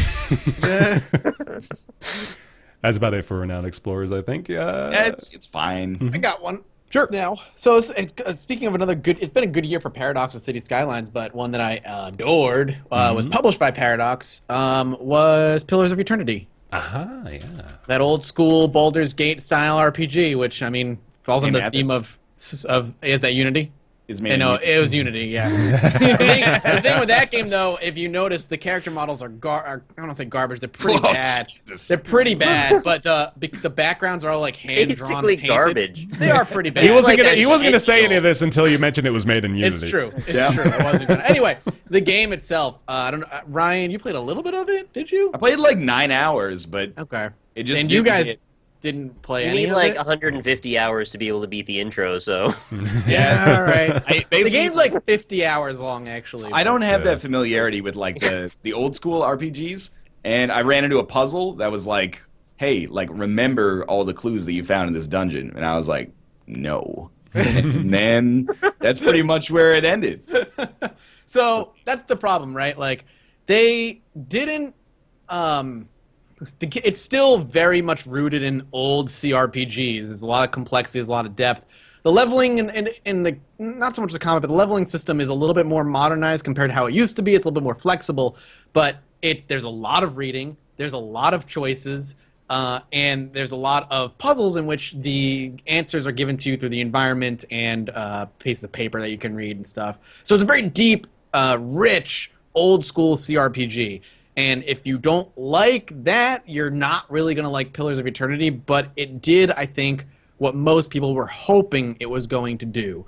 I will agree with Ego Sensei in chat. It's a little too easy because of the way that combat's done, but there's enough customizability within difficulty options and inventory options in the options menu where you can make it harder on yourself. But it's a great game, but if you are looking for an easier CRPG that, as far as like not a lot of depth is concerned, Divinity exists, and Divinity is excellent. And I think it's a really good secondary option for somebody who maybe is just getting into CRPGs. But Pillars is kind of the love letter to the Baldur's Gate style RPG, and I loved it.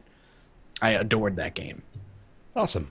So that's where I'm sitting. Sweet. It's just not for me right now. You know, it's kind of funny in a way. That's the way that I can relate to the concept you keep saying about that there's too many things and it needs to stand out. Yeah. I think we all have our own angle on that. It's like it would take a lot to get me to start to play that, even though I do grant that when I saw it demoed for me, I thought it was very pretty. I didn't see a lot of reason that I wouldn't be interested in it at the time. It's just all the reading, all the time that I've got to put in. It's like it's a little too much for me. I think I'm just especially with you on that. It's not even a knock on the genre. It's just the investment of time, man. It's just too much. I can't do it. I needed a trip sitter for Pillars of Eternity, and I'm not throwing this on Mathis, but Mathis was not the trip sitter I expected him to be. What is it? Like Trip sitter? Like somebody to be like, I needed a guy. Somebody come there with for him you. on Yeah, Skype. exactly. Oh, a guy? Yeah. That's what you mean to sit with you and build your character. Well, with you? no, but I put in like I think I put in time faster than you did at first, Yeah. and then I got to a place where I was like, I need someone to give me the solution. I'll admit, I'm too casual. I need someone to give me the solution to this barrier. And you were like, well, I'm only like an hour in. And I'm like, I'm also the guy who... Mathis fucked it. All right, I fucked it for you. Go play Divinity, though. You'll love that. My problem is, like, I'm the kind of guy who'll loot all the books and then read Every all single the books. page, right? Yeah. So Yeah. that's my problem. Like, you were ahead, but I was like combing every building for as many things as I could get my hands on. It's the reason Witcher has taken me so long too, because every time I get a new book, I'm like, oh, I'm going to read it and see what's going on in the world or whatever, and that's definitely not for everybody. No wonder this dude's writing scripts. Okay, let me jump over to Armello real quick if I can. I want to hear about Armello from you I really guys. play Armello. Nick and Ryan did though, right? We played it like for an hour. Did you? Okay. Yeah, so we did- wanted And to then play we it thought more. about it for a while. Yeah. Okay. We wanted to play. Yeah, we had a little salty board gamey type experience with it, like a Risk got mad at style each other? experience. Yeah. Oh, so this. Okay. I Oh was my God, dicking my around bad. and I accidentally fucked over his game, and then I was trying to play it off to be funny, and then it wasn't Oh funny. no. It's not even worth dredging up again. But it was like the classic like board game salt. Yeah. Where All right, we It don't does- have to it talk doesn't about matter. Armello. That's fine. However, but then I wanted to play more of it. I actually liked the mechanics of it. But it just broke on my computer. Like I changed the settings to make it like windowed, and then it broke and wouldn't load. It would just have like an error every time I loaded it. And then I uninstalled the game, reinstalled it, and it still had the error. And then I was like, God, I gotta like go into the config file or something. That's way too far. But cool thing about Armello, the dice is just a little piece of trivia. The dice are actually modeled like 3D objects. It's not just a random number generator that it maps the result to. They actually like have collisions and stuff in the air, and the results that show up on top are the result of real physics. That's pretty I cool. thought you were gonna say the dice are made in Unity. I thought that was coming going down a afterward, deep yeah. hole, man. I don't want to go down it. Technically, I think the whole game is made in Unity, so Probably. Or just the dice, though. It's got a really cool art style as well. I like it's got a very Studio Ghibli feel to it. That was a pretty cool game. I would have played it again. Yeah, we Armello can is jump past pretty that. Yeah, all good. I think it's okay. Let me put it that way. Mm-hmm. It's a little convoluted. There's like Yeah, there's a but I lot can of follow it. systems. It only took me 45 minutes to be able to understand it, whereas something like Blood Bowl, I think is going to take me 10 hours. Oh yeah. Oh yeah, there's no no. You can enjoy Armello while not fully Casual. understanding. Yeah. Yeah, but if you ever want to get into Blood Bowl, Nope. No, I don't actually. I'm fine. I really don't like football very much. I wanna ask Ryan again, but I do want to mention this real quick. You Must Build a Boat was Yes. one that sort of got a little brushed to the wayside. I guess understandably so. It wasn't really like a big momentous game. It's just sort of like a fun little match 3 that showed up. But sequel to 10 million, so I think immediately a lot of ears are perking up as a result of that. Just again, pretty simple, pretty straightforward. It's match 3 where you make progress by building different parts of your boat, making your boat bigger, and you match things up. You can unlock treasure, you can fight enemies. Pretty fun. I mean, I as someone who's terrible at match 3 games, and I only found that out by way of playing You Must Build a Boat. It's pretty hard though. It's isn't it? Yeah, I felt like it was a little bit tougher. Complex, at least. There's a lot going on at one time. Maybe it's a more multitasking thing. But I had a pretty good time with it. You Must Build a Boat is a good game. agreed. I really liked it. Awesome. It just and wasn't it's one of like- those games that changes your life, so it's it's Yeah. probably not going to make it onto the list, but it's still good and still respected, and I still recommend it. And at $5 on Steam right now, I'd say hard yes. Get it. I agree. I Hard agree with one of the yes. Hard with yes. Lucky It Tame. is not a shit eel. That's true. I enjoyed Honey Pop, but I'm probably the only one. Do you want to talk about Honey Pop? I don't think we need to. It's a great match 3 game if you like match 3, but it's also basically porn. So, Yeah. one other game I'd like to talk about that's last on my list of things that I can think of is Hand of Fate, Yeah, Which I we had that on talked mine about. too, actually. which was made in Unity, which I'm aware of. But I really You enjoyed didn't that like game. it that much, huh? I hated it. Did you really like Hand of Fate? I want you to tell me about that. Yeah.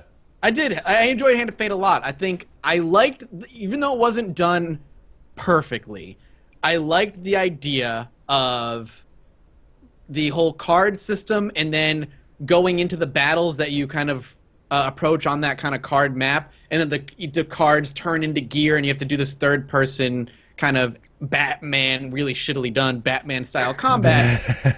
And I thought that was really cool, but it wasn't done perfectly. It was a little too easy. It felt a little janky. But overall, it was serviceable for the overall kind of card game. The card game was fun. I thought the guy who was like narrating your experience was incredibly well done. Great, yeah. There was a physicality to the coins and how like everything was placed on the table. Everything was like in front of you, and the backgrounds were great. There was just, it may have been an average game. Like gameplay may have been average, but the whole package was really good, and I enjoyed it a lot. I really enjoyed my time with it. And I know you all put some time into with it too. So. I'm on the same wavelength with you there as far as the overall scope of the game. I played Hand of Fate, and again, it's one of those games that I had very little expectations going into. Same. But like you said, combat was just shitty Batman. I think we had basically the same conversation when we talked about it the first time on the podcast too. It's just shitty Batman combat. There's no two ways about it. But I loved the idea. I think the idea is great. I love the presentation of the idea. I loved the way things felt. The guy, like I don't remember his name or what his role even was, but the dealer, narrator. I guess the narrator. Yeah, he was great, and he really brought it to life for me. But then I just sort of had the life sucked back out of me every time I had to do combat. It just combat should have been good. Something completely different. Yeah, Armello style combat would have worked maybe with that. In a weird way, if they had, because Armello combat's cards, right? Yeah, dice. Or it's dice. Is it dice? Oh, okay. I thought it was cards. Maybe cards boost. I don't know. Yeah, you can use the cards to like give you a better chance to roll attack dice, basically. Okay. Mm-hmm. It definitely didn't hit the nail on the head with what it wanted to do, but it got close. Definitely. It's a good game. I think I would recommend it still now at what is it? It's like 20. Oh, it's $25. Okay, so it's a little higher up there, but it's worth $25. I think I'd say that. Nick, not agreeing. No, okay. I don't really like it very much. I kind of found the premise to be original enough that it's like, okay, there's potential here. But in general, I thought it was kind of bland. I didn't really get the thing that would call me to keep playing it over and over again. And at $25, I certainly wouldn't recommend it. The combat is, I think, like weirdly enough, I feel like the game is better than the sum of its parts, but the combat is bad enough that I can totally understand that. Mm-hmm. If you're spending 40% of your time basically playing, like, I mean, it is shitty Batman, basically. If you're spending like at least a quarter, maybe closer to 50% of your time playing shitty Batman. I can see how that would impact your experience. We can't call it shitty Batman. We're not saying I like it, actually. Shitty Batman is $25 on Steam if you're interested in getting that. The game is not shitty Batman. Yeah. They could have done 20% of it. The combat is a worse implementation of the systems from Batman. Mm-hmm. I wish they had done something different with the combat. I like the idea, and I like watching my guy get geared up as the cards fall and stuff. Yeah. But just the combat was just bad. It's very interesting. Like there's parts of this game that they just absolutely nail. Like they get it so good. The atmosphere is awesome, and the narrator's so good. But then you just get totally driven out of it when the combat starts up. Yeah, it's unfortunate, but I still think it's good. I mean, it's definitely going to be divisive, depending on. I mean, I can see both sides easily. It looks pretty good too. So if you're somebody driven by graphical appeal, it looks very nice. Hand of Fate, $25. That's at 15. Do you think? Yeah, 15 would help. $12.50. $12.50. Here we go. I'm just fucking with you. Say like $11.76, something like that. Yeah. Here's my feeling: is if in the end of the year discussions we have to say, is it worth this price? It probably isn't. Yeah, that's fair. Or maybe not. It's probably not worth the money. Is not what I'm trying to say. It's probably not worth talking about in the end of the year stuff. If I like Hand of Fate. If I put it on my top 10, it would feel like a compromise. Like I'm taking, like it was a shit year. Not that Hand of Fate is bad, but it's not good enough to feel good about putting it in like the top 10 for me. Right. It's in my, I'd say it's probably in my top 15, top 20 releases this year, which is it's pretty admirable to be even up that high because again, this was just such a huge year for. Not even just indie, but AAA had a pretty. I feel like it was mostly like it was a great year for indie stuff, but I feel like AAA killed it relative to last year. Yeah. Like when I think back to this year, I'm like the stuff that I liked the most was largely AAA. You've probably got a AAA on your list that we could talk about, right? Well, I think I like Fallout 4 more than most people. I think that would make my top 10 easy. Even though I didn't play a whole lot of them, Bloodborne, Witcher 3, and Metal Gear Solid 5, I feel like if I invest the time to beat them, they would all have a pretty good shot to be in the top 10. Same. I put Rainbow Six Siege at like the bottom of the top 10, somewhere in that range right now. I think that game is getting slept on quite a lot. Trying to think of other AAA stuff. Just Cause 3. I haven't played it actually, but I only put a couple hours in. I was kind of done. I do feel like this has been like an outrageously good AAA year. Definitely. It was a wildly good year, AAA, no question. Halo 5, Call of Duty Black of- Ops 3, if you want to mention those, yeah. Any one of Bloodborne, Metal Gear Solid 5, or The Witcher 3 could easily be like consensus game of the year if the other ones hadn't come out that year, probably. Let's see. You want to wrap up and like go towards like Afterbirth? Yeah, I've got a few more that I could... well, Nick, yeah, what do you I got? have one more, maybe Yeah, hit two me. more. I knew this was probably going to come eventually, but I figure we should probably acknowledge the beginner's guide. at Yeah, I least. had it on my list too, yeah. Didn't play Yeah. it, so I don't know. Ryan, you have not played it, right? No, I'm going to be honest, I probably won't. Okay. I like the Stanley Parable, but it didn't hit me quite as much as it seemed to hit most people. I don't think the beginner's guide is something that I necessarily wouldn't like. I'm just not like excited about playing it. It's kind of all over the map from the reception I've seen. Some people are super into it. Some people just think it's absolute pretentious garbage. And a lot more than I expected didn't like it.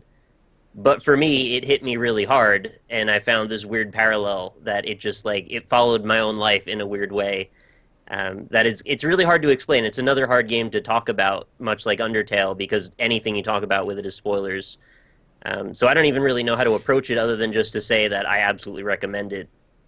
The And I think trailer, the price is fair. The trailer on Steam is doing an excellent job of describing it by just literally all it is him clicking through a list of files in his file explorer, and it's just like all this different random shit that has nothing to do with each other. Well, so the reason that the trailer was like that is because they literally couldn't talk about the game in any Right. way without spoiling it. Exactly, To even yeah. discuss the premise in some detail gives away part of it.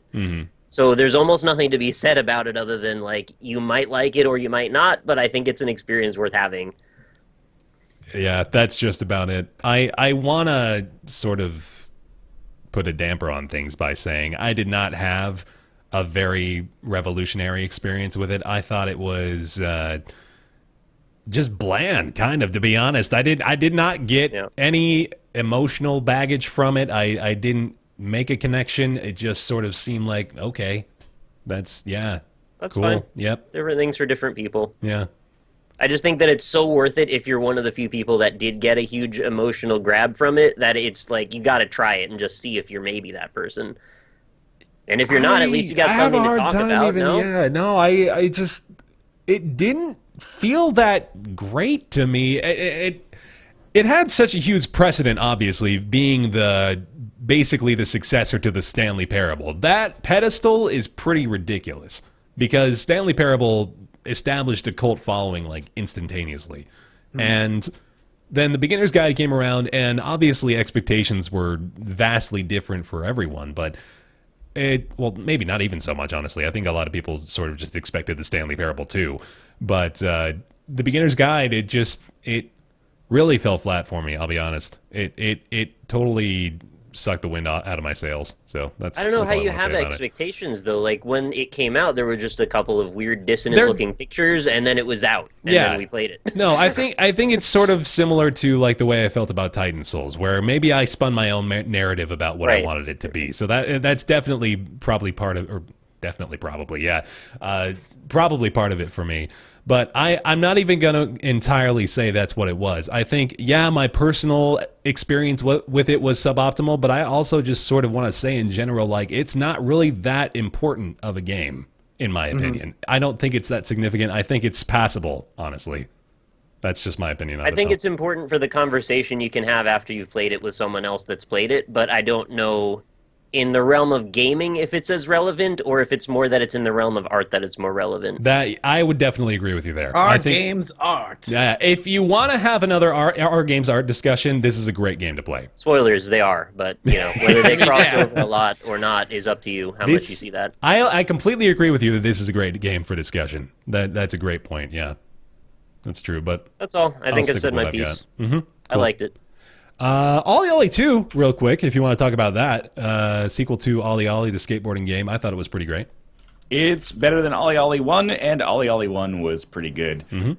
I wouldn't even... It wouldn't sniff at the top 10, but it was worth playing. Yeah, that's about it. Did anyone play Not a Hero? Yes. Yes. Okay, tell me about Not a Hero. Not a Hero is hampered by terrible controls that made it kind of a side-scrolling Hotline Miami for me personally. That was like way not as good as the Did you play with source material. controller or mouse and keyboard? I tried both, but for whatever reason, you know, when I talk to people, not everybody seemed to have the same thing, but there was like maybe a half to three-quarters of a second we talked delay. about that. I didn't have that problem. For whatever reason, it killed my experience of it. I didn't have that problem, and I think I enjoyed it a lot more than you. I think it's a pretty good game if you're not having weird controller bugs. But yeah, your description of it is kind of like a Hotline Miami in which you're going through buildings that kind of have multiple paths depending. You pick a hero. The story is like Bunny Lord is running for president, and you're basically his henchman and going out and taking out his competition, like murdering his competition. And it's kind of got a morbid humor about it. It's really funny. Mm-hmm. Controls are you just kind of going through buildings, taking cover, popping out, shooting. Each hero has different weapons, so some heroes are better at long range, some are better than short range, some have different special abilities.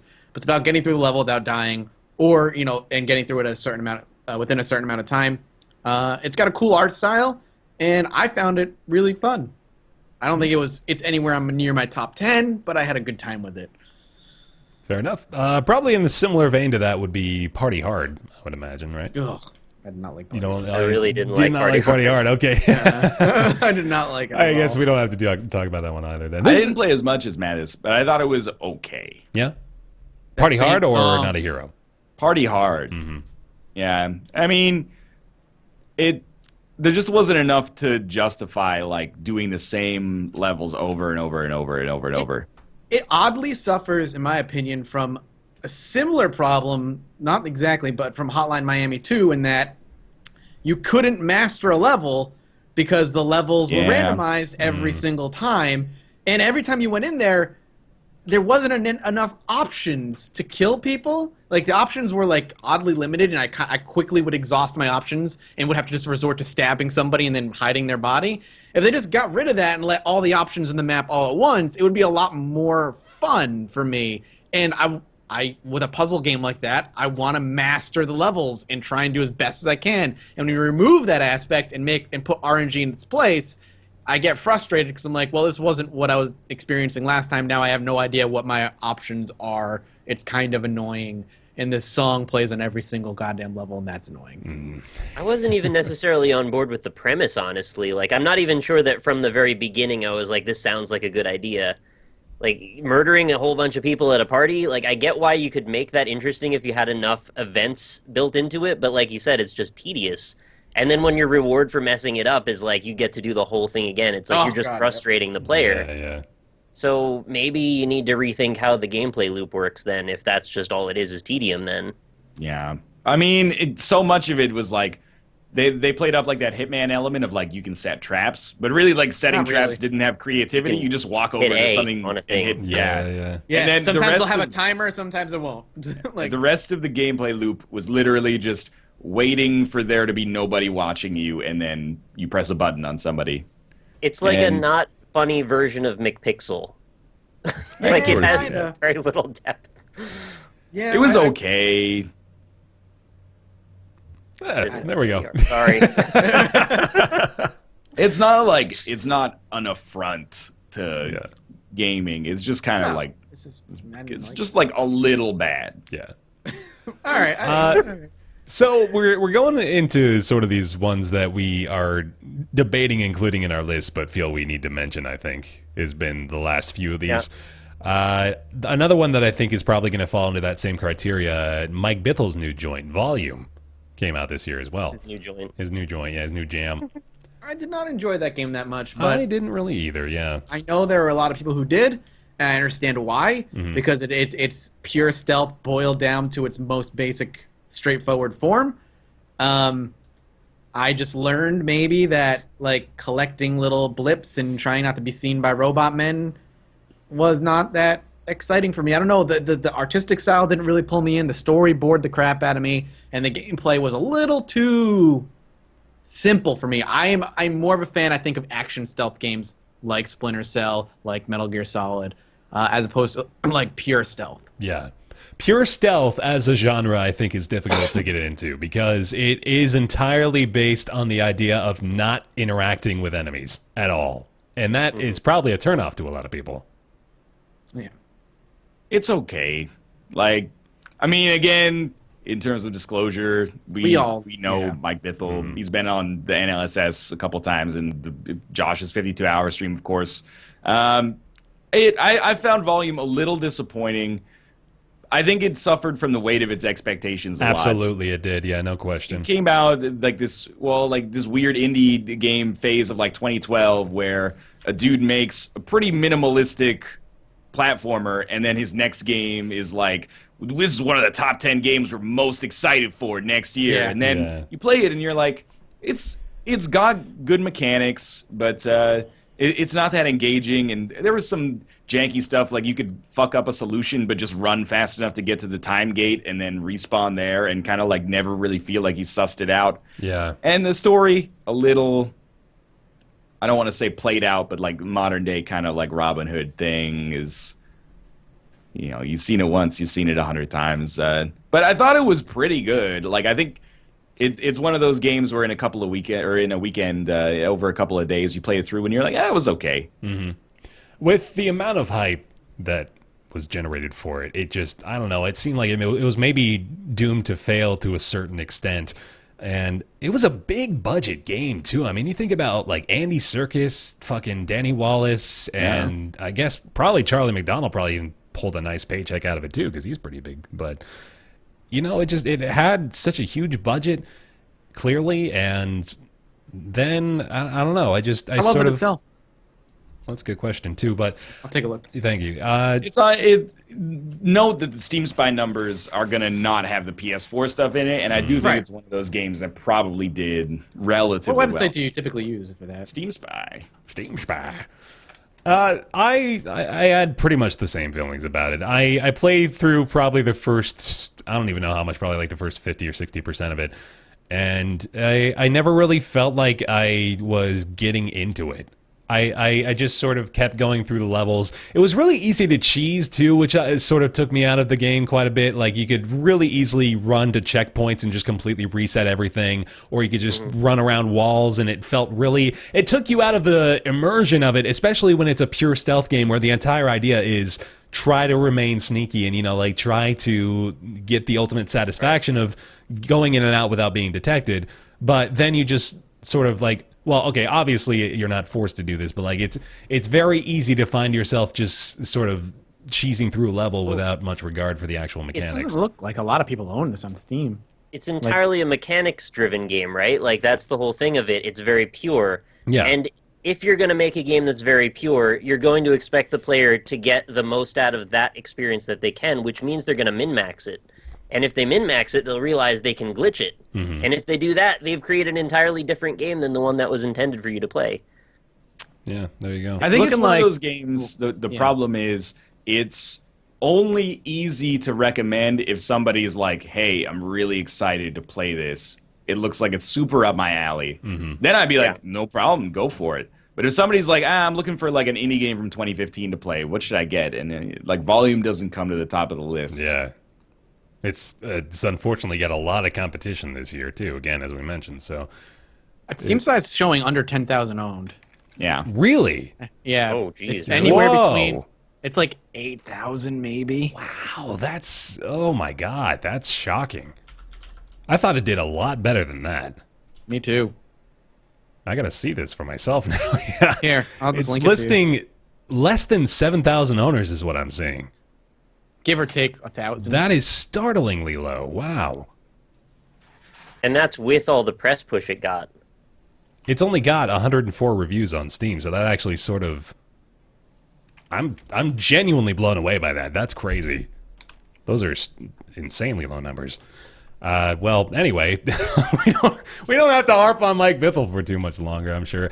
I would struggle to recommend it, but well, here's the thing: is like even if someone approached you and was like, "Hey, I need a really good pure stealth game. What do you got?" Do you think you'd say Volume? I don't know the answer. Yeah, I I guess so. answer That's that true. question. Yeah, I don't know what a pure stealth game is. I would probably say Mark of the Ninja and then be wrong. maybe. action stealth. That's true. All right, that's sort of a rough question, but still, you're right.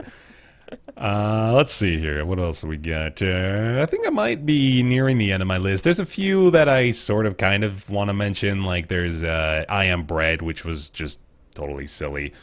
Chroma Squad came out a little while ago. How many people played Chroma Squad? I played. You played Chroma I Squad? watched you guys play it. I didn't play it myself. It's okay. Yeah. Probably not even going to talk about it, honestly.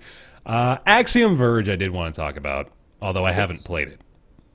Oh, you want me to talk about So I want Nick to talk about it. All right, so Axiom Verge is in the sort of the same camp as Undertale in that it is like a massive game undertaken by one developer, and it's a very, very ambitious and massive How long did it... Metroidvania. I know it took him a long time, right? I believe it was like 3 or 4 years, maybe more. Yeah.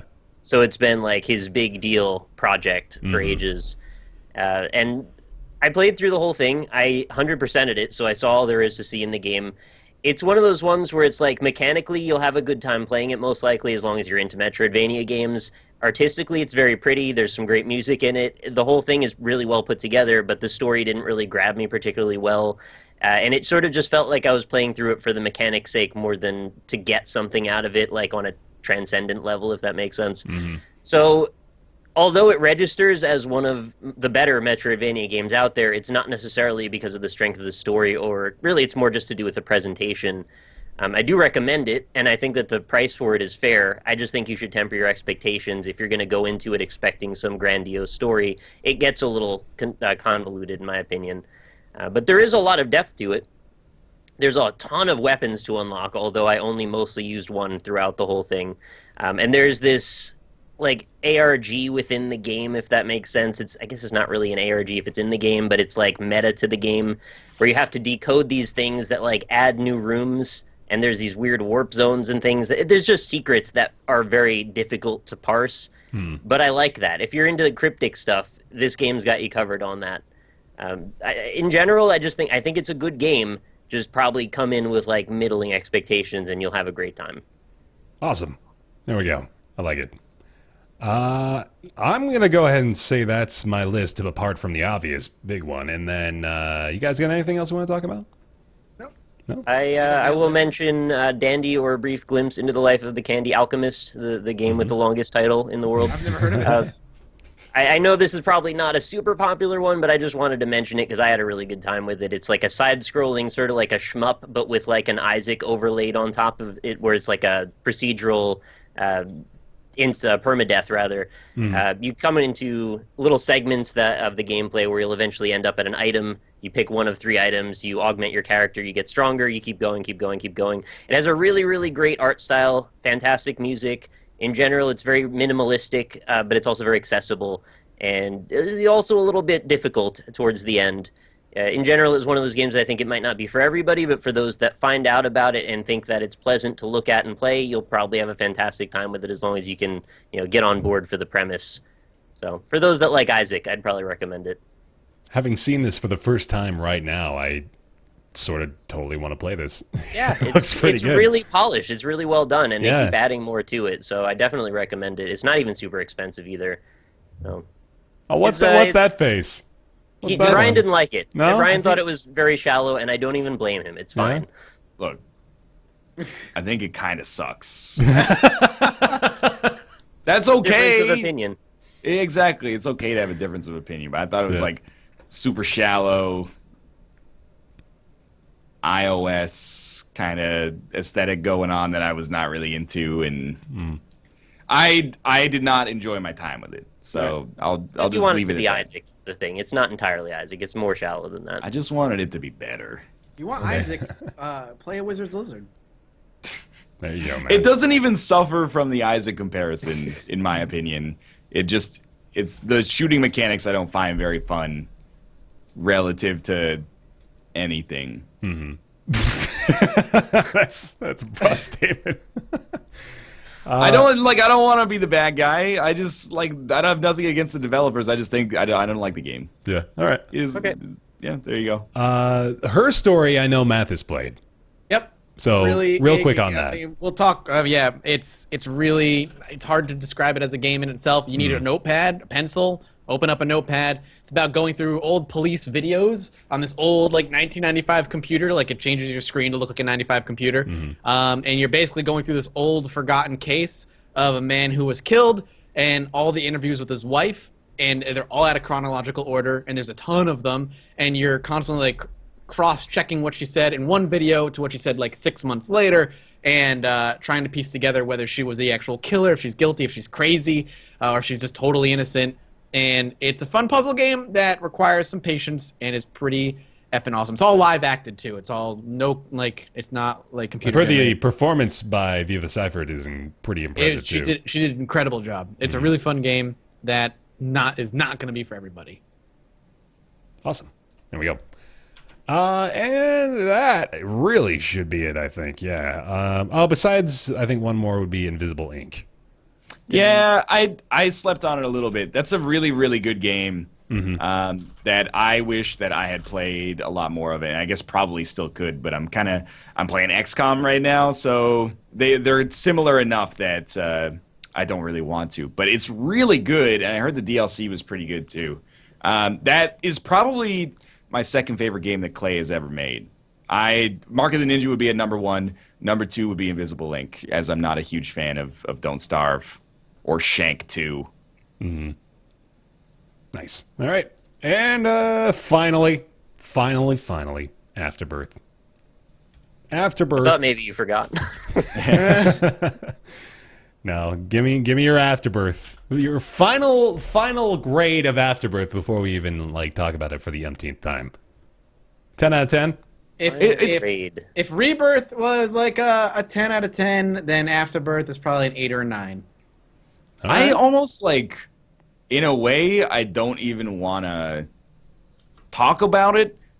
Yeah. Not because it's bad or anything, but I think we all know we love Afterbirth. That's fair. They fucked up some things, and depending on how much you have an aptitude for the kind of controversy that surrounded its release, there's something. Not everybody likes the new characters or some of the new challenges, but apart from that, it made the game much more replayable, and it just is a pretty much if Wrath of the Lamb was necessary, Afterbirth is necessary if you want to keep playing Isaac as the definitive Isaac experience. Yeah, I think I agree with Ryan for the most part. I think they made some things a lot better. Overall, the game's a lot better. But there are some serious gripes that I still have with Afterbirth that I didn't really have with Rebirth that much. Such as? I think, for instance, and I understand they attempted to address it recently, but the Mega Satan bullshit, especially as The Lost, which I'm trying to not shoot myself about right now, is I dislike reliance on RNG so much, and it drives me up a wall that there's so much reliance on RNG if you're gonna lock content behind achievements, don't make the achievements RNG. You're locking away a portion of the game, whether it be an item, whether it be whatever, behind an achievement that which the game tells me when I've deserved it. I don't have any control over it, because the way they addressed it, in case you don't know, is initially you just needed to try and farm deals with the angel, bomb the statue, beat the statue twice, get keys, which means ignoring deals with the devil and maybe trying to put donation money into your donation machine to increase that chance. They recently changed it so that you can go to the self-sacrifice room and step over the spikes 8 or 9 times, and then an angel statue will show up. Whoa! And do it again, Oh, hold on. You went super robot. Wow. That got really bad really fast. You were speaking normally, and then you were like... That was a really good impression. Thank you. Am I back or not? No, you're still kind of robotic. You're like 70% back. I'll say while you're waiting to recover, I'll say that I really love greed mode. The more I play greed mode, the more satisfied I am with it. I've played so much more greed mode than I have regular Isaac lately. Like I don't know if I'm alone in that, but it's such a cool new way to play it that I never even thought of before. It's really reinvigorated my Isaac spark again. It's so cool. Am I back? The only thing I don't like about greed mode, well, back, there's a yeah. couple things, Okay. but one of the things I don't like about greed mode is that, in a way, because greed mode is the conceit behind unlocking this other secret character, once you get to 999 cents, I kind of feel like there's no point in playing it. But then I'm like, well, there's no point in playing Isaac. the regular version of the game Yeah. either. But at the same time, I'm like, I can't see. I'm playing so much greed mode now because I'm having these runs where I have like 150 cents and then just fucking donate one and the machine breaks. And I'm like, I can't. I can see 1% myself, my ass. Yeah. I can see myself taking some time off from greed mode. Somebody described it. It's like it's not 1% of a chance to explode. It's like a 1% of some other factor or something Well, like that. it's not a 1% chance to explode. It's a 1% chance to explode per coin. Yeah. So like, okay, so it actually, would like if sort you of have like a 1% chance and you're donating 100 cents, it'll probably break because that donation well, I shouldn't say it'll probably break. It'll probably break, but chances are it has a good chance to break, especially because the probability is going up with every single one that you donate. right. But I do agree with Mathis, but I think this is like the Angel Room stuff. The only reason it bothers me is because you have to get the achievements. Once you get the achievements, it's done, and you never have to touch it again. But again, you're relying on the game to tell you when you're allowed to do it, and it's annoying. And I agree with that, and I'm in that. Like right now, I'm doing like Lost Mega Satan runs, and probably will be for like at least a few days, if not longer. But like, it's not that bad. Like once you get it done, once this period's done, it's just Isaac. Yeah, when And- the period's done, I understand that. It's just like, for me, the running theme with Afterbirth, and I think Afterbirth is a great expansion. I will preface it, but the running theme with Afterbirth so far seems to be really good ideas marred down by wanting to fuck the player. So Hush is a really cool idea for a boss fight, bogged down by the idea that it needs scaling health. And I think that's really fucking annoying because it's just a long fight. It's not a hard fight. You learn the patterns, and it's time consuming. I'm like, if I never have to fight Hush again, I will never fucking fight Hush again because I don't find him fun after 10 minutes of fighting. In Kills place- your momentum. Yeah, it kills the momentum, and it's fucking annoying. And I'm In like, place of the scaling health, would you just give him a huge health bar? give him a huge Yes. health bar. Yes, Yeah. absolutely. 100%. And Greed, Ultra Greed is the same way. It's like, I think Little Horn is a really cool design for a boss. I think all the new bosses that they've put in are really cool in that there's like a kind of method behind their madness. You just learn how they work, more so than like Monstro, which is pretty simple. Ragman is a floor 1 is really cool. But Hush and Ultra Greed are really incredibly cool ideas that are just bogged down by a terrible buffing, scaling health system. I can walk in with the most powerful run in the world, and Hush will still take 3 minutes to kill because fuck you, you don't deserve to destroy him. Yeah. If I was to weigh in a little bit here, I think I generally pretty much love the thing, but the few complaints that I have are that it feels like this hasn't been fully thought through in a lot of ways.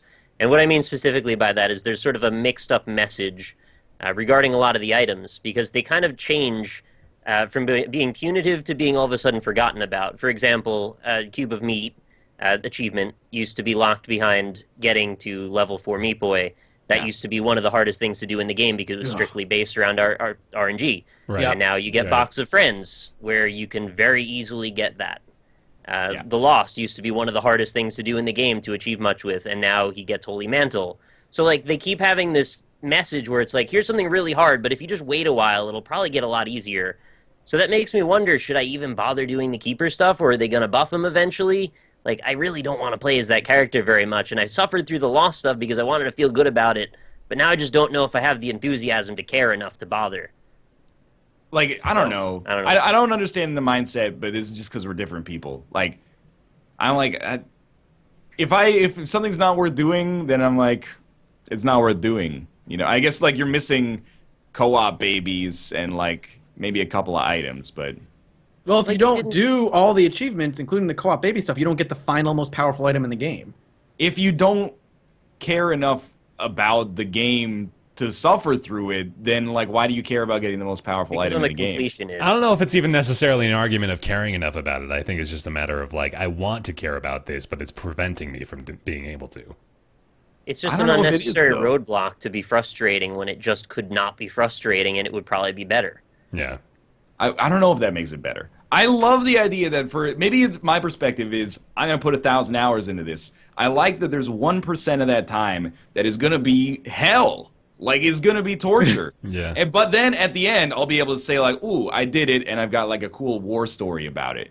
Instead of just like my end goal is not to get 1,001%. My end goal is just to, eventually I'll get there. But I'm gonna keep playing the game every day. I know if I just like keep putting in, 2 or 3 hours a day, eventually I'll get there and I'll keep having fun with it. But my like, it's not even like I don't like the idea. Going back to the Hush fight as an example, that I can have an incredibly underpowered run for a long time, and I play incredibly well, and I earn deals with the devil, and finally a deal with the devil that I've earned because I've played immaculately gives me an overpowered run, and then I can walk into the Hush and go, fuck you, I don't care that you earned that, this is going to take you 10 goddamn minutes.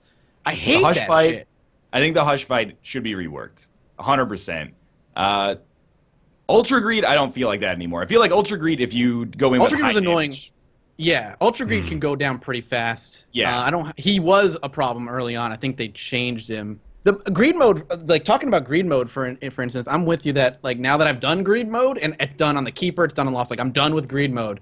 I don't really have a reason to go back because greed mode is really easy to break. Yeah. Like Yeah. I can break greed mode 8 out of 10 times probably because there are a bunch of items with that gameplay style that I know that to look for, and I'm like, until I get it, I'm just gonna do it. Like I'm gonna reroll with the reroll machine or whatever. Oh, there's D20. I've won the game. And that- Or I mean, there's I'm gonna blank be card honest, Era, I broke the game. I'm going to be honest with myself. That's part of the appeal to it for me. Like, I love that I can go into greed mode and probably get a D4, get a D100, or just get something totally ridiculous that's going to make the run awesome. And I feel like that's a mode that just sort of promotes that. And that's the appeal to it for me. I am probably more of a casual Isaac player in that I don't really love the challenge inherent to getting all the unlocks and getting the 1,001% completion and all that stuff, but I really enjoy just like the element of Isaac that lets me just feel like a total badass and have all this crazy shit happening. Like that's my favorite part by far. Which is why the message is muddled with something like the Hush, because you don't get to have that experience anymore.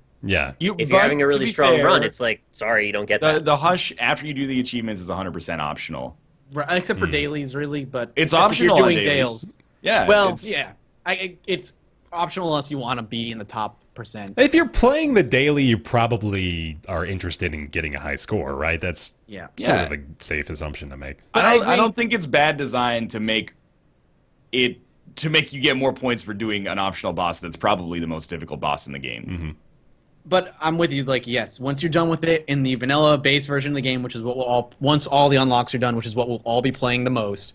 Hush is 100% optional, and I have no intention of visiting that boss once I don't have to touch him again because the reward isn't worth it. The reward is what do you get? Yeah. 2 item rooms where you can choose one item, and they're just like they're just regular item room items, so they're not even like amazing. They're not like Deal with the Devil or Unless you have Angel chaos. items. They're just trash, unless you have chaos. The shop is just a regular shop, and the golden chests are just regular I mean, golden they're just chests, it's just yeah. like like what is the point of coming here? And then when you beat him, you don't get a reward. You just get to go to the next floor. Yeah. It's like awesome. I'm so I think happy. it's the parts where I have friction. Yes, hello. Hi, Kate. okay. Or a stranger. Sure. Right now. Okay, Just wandering into I don't Ryan's want to show house. my banking information on the webcam if possible. Go. There you go. All right. It sounds like we might need to wrap up here. No, she's got to go. I can stay. Okay. Have a good time. But you, Where I have the friction is that I do feel like on some of the design decisions in Afterbirth were made to counter things that players liked in Rebirth. That's the part where sometimes like Thank you. Hiding things to the extent that they did. Look, I don't know if they gated content for that amount of time or if there was actually something going on behind the scenes. But the fact that they weren't totally open about it is like players love playing your game. I think you should just give them more of what they want. But instead they see, they watch really good streamers play the game, and then they're like, oh, around that. Exactly. They balance around like people like us or people like Cobalt, and they'll say, oh, people are like breaking the game too much. Let's nerf this item, nerf that item. Let's make it so undefined doesn't give you an error room anymore. It's just like Hush for the example behind Hush is like so clear. Is like, well, people are stacking up way too much damage, which makes all bosses too easy. So we're gonna put in a boss that has scaling HP so you can't get around it. But that does run counter to what makes Isaac so fun. Is like engineering those like ridiculous runs. Like the point of Isaac is not necessarily that it's always difficult. Right. The point of it is that it should always be enjoyable, and it doesn't feel like it's too easy if you earned the damage that you got. That's what I'm saying. Like, if you engineered your run, it's not like a lot of the times when you get OP runs, it's because of decisions you made to take one item that isn't necessarily more powerful than the item you have now, but has the potential to be, and you kind of work towards breaking and making your run super powerful, and they've removed a lot of that. Another example I see coming up in chat is they removed, which is a really weird, chest looping. You can't loop on the chest anymore, and it is a very certain specific set of circumstances that lets you loop on the chest. And to remove that happened, once every 10 to 20 runs, maybe? At most, really? Yeah. That's what you're going to take away? Like, that's half the fun. I can loop on the chest now. Like, that's fun. I can become overpowered. If you have a really shit or mediocre run, but you make it to the chest with items that allow you to loop, you can then make your run winnable. Don't you agree then that seems like the message is a bit muddled? Like they're not entirely sure what they're trying to give the player as an offering then? They don't know what the strength of Isaac is? I sort of want to play devil's advocate and say, like, I don't think a ton of I shouldn't say a ton. I don't think every decision that they made is weighted based on what the player wanted. And I sort of feel like they shouldn't think like that, I think a lot of what they're doing is just what they want to be doing as the developers of the game. I think the whole ARG very clearly was just sort of something for them, more so than for the players, although obviously it's nice for the people that like to get involved in that sort of stuff too. But I don't again, being very devil's advocate, because I'm not even sure I honestly believe this perspective, but seriously, it's like a lot of what they do, they sort of just want to do it because that's the way that they wanted the game to be, I mean, I'm watching chat, and I was wary about this, because I don't think that Afterbirth makes Rebirth a worse game at all. Mm-hmm. I just think it's very easy to see the spots and not see like, oh, they added 40 new items or 100 new items or however many items it was. We added greed mode, we added Lilith, we added the other secret character. I mean, we've already said it's the keeper. And I think the reason for that is because they didn't just leave well enough alone. They went back and retroactively things that were normal on not only just Rebirth but vanilla, like a very simple change that's like, really, this has been in the game fucking forever and you're changing it now, is Judas Book of Belial. Book of Belial is no longer 100% deal with the devil chance. It has been 100% deal with the devil since vanilla, but Afterbirth they decided, no, we're going to the whole character of Judas. Yeah. They just went back and changed things that have been part of the game. Adding a paperclip to Cain makes him totally different, in my opinion. Like, that's a drastic change to that character. It is, yeah. Right. But just changing core items and changing what they do and how they function to make them objectively worse, instead of just adding more items that are both good and bad, which is what I was hoping they were just going to do with Afterbirth. They also went back and made good items worse, which is my problem with what they've done. Again, I'm with Ryan. I think Afterbirth is still excellent. I know it sounds like we're nitpicking, but the problem is we that are.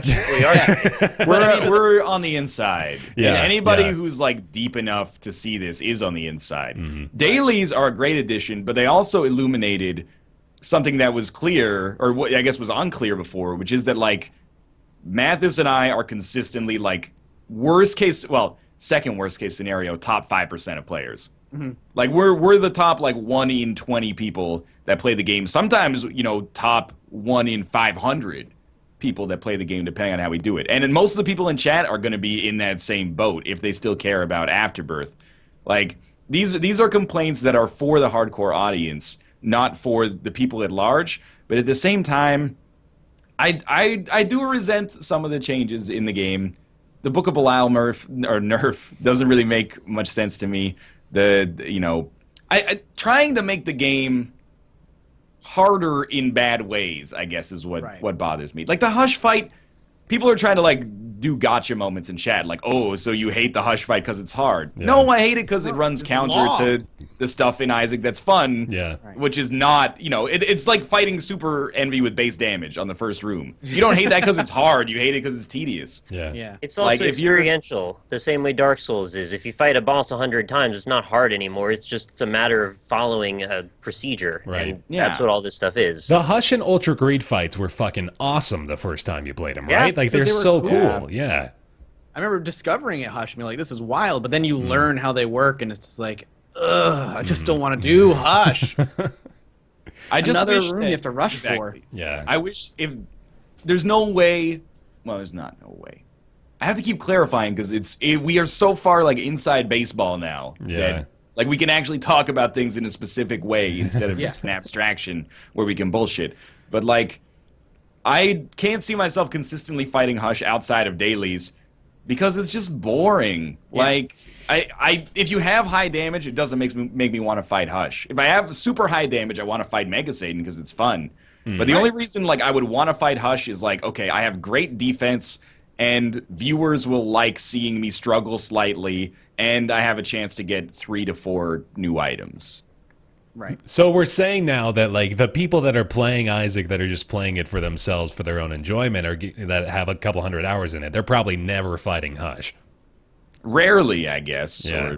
But they don't have the added benefit of needing to entertain someone while they play. That's what I'm saying. Yeah, exactly. It's just like somebody who's just playing Isaac for themselves is just sort of like, I don't really want to fight Hush. It doesn't really seem appealing. The Hush pool, like one easy change, make the Hush pool better. Even if you like take out one of the items. Give him just a reward for beating him. That would be a step up too. If you got a rare reward, a guaranteed special item for beating the Hush. Yeah. Some special items are shitty. Some special items are amazing. There's still that variance in there. It doesn't guarantee. If you're good enough to beat the Hush, you're gonna win your run anyway.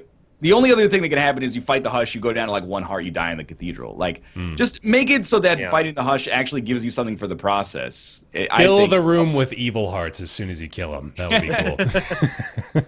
Like, if it's supposed to be a special fight, then like make it a special fight. Like, give you something good for doing it. When you beat the Fallen, you get a Deal with the Devil item. The Fallen ain't no thing. Yeah. Like, the Hush is like an actual challenge some of the time. Chat's saying like maybe so weird. put like Dad's Key after the Hush fight. That would be exactly. It's something that simple. That changes the pathing of the whole situation. See, right now you go from a difficulty spike that's as high as it gets in the entire game back down to the cathedral, which is a huge drop in difficulty.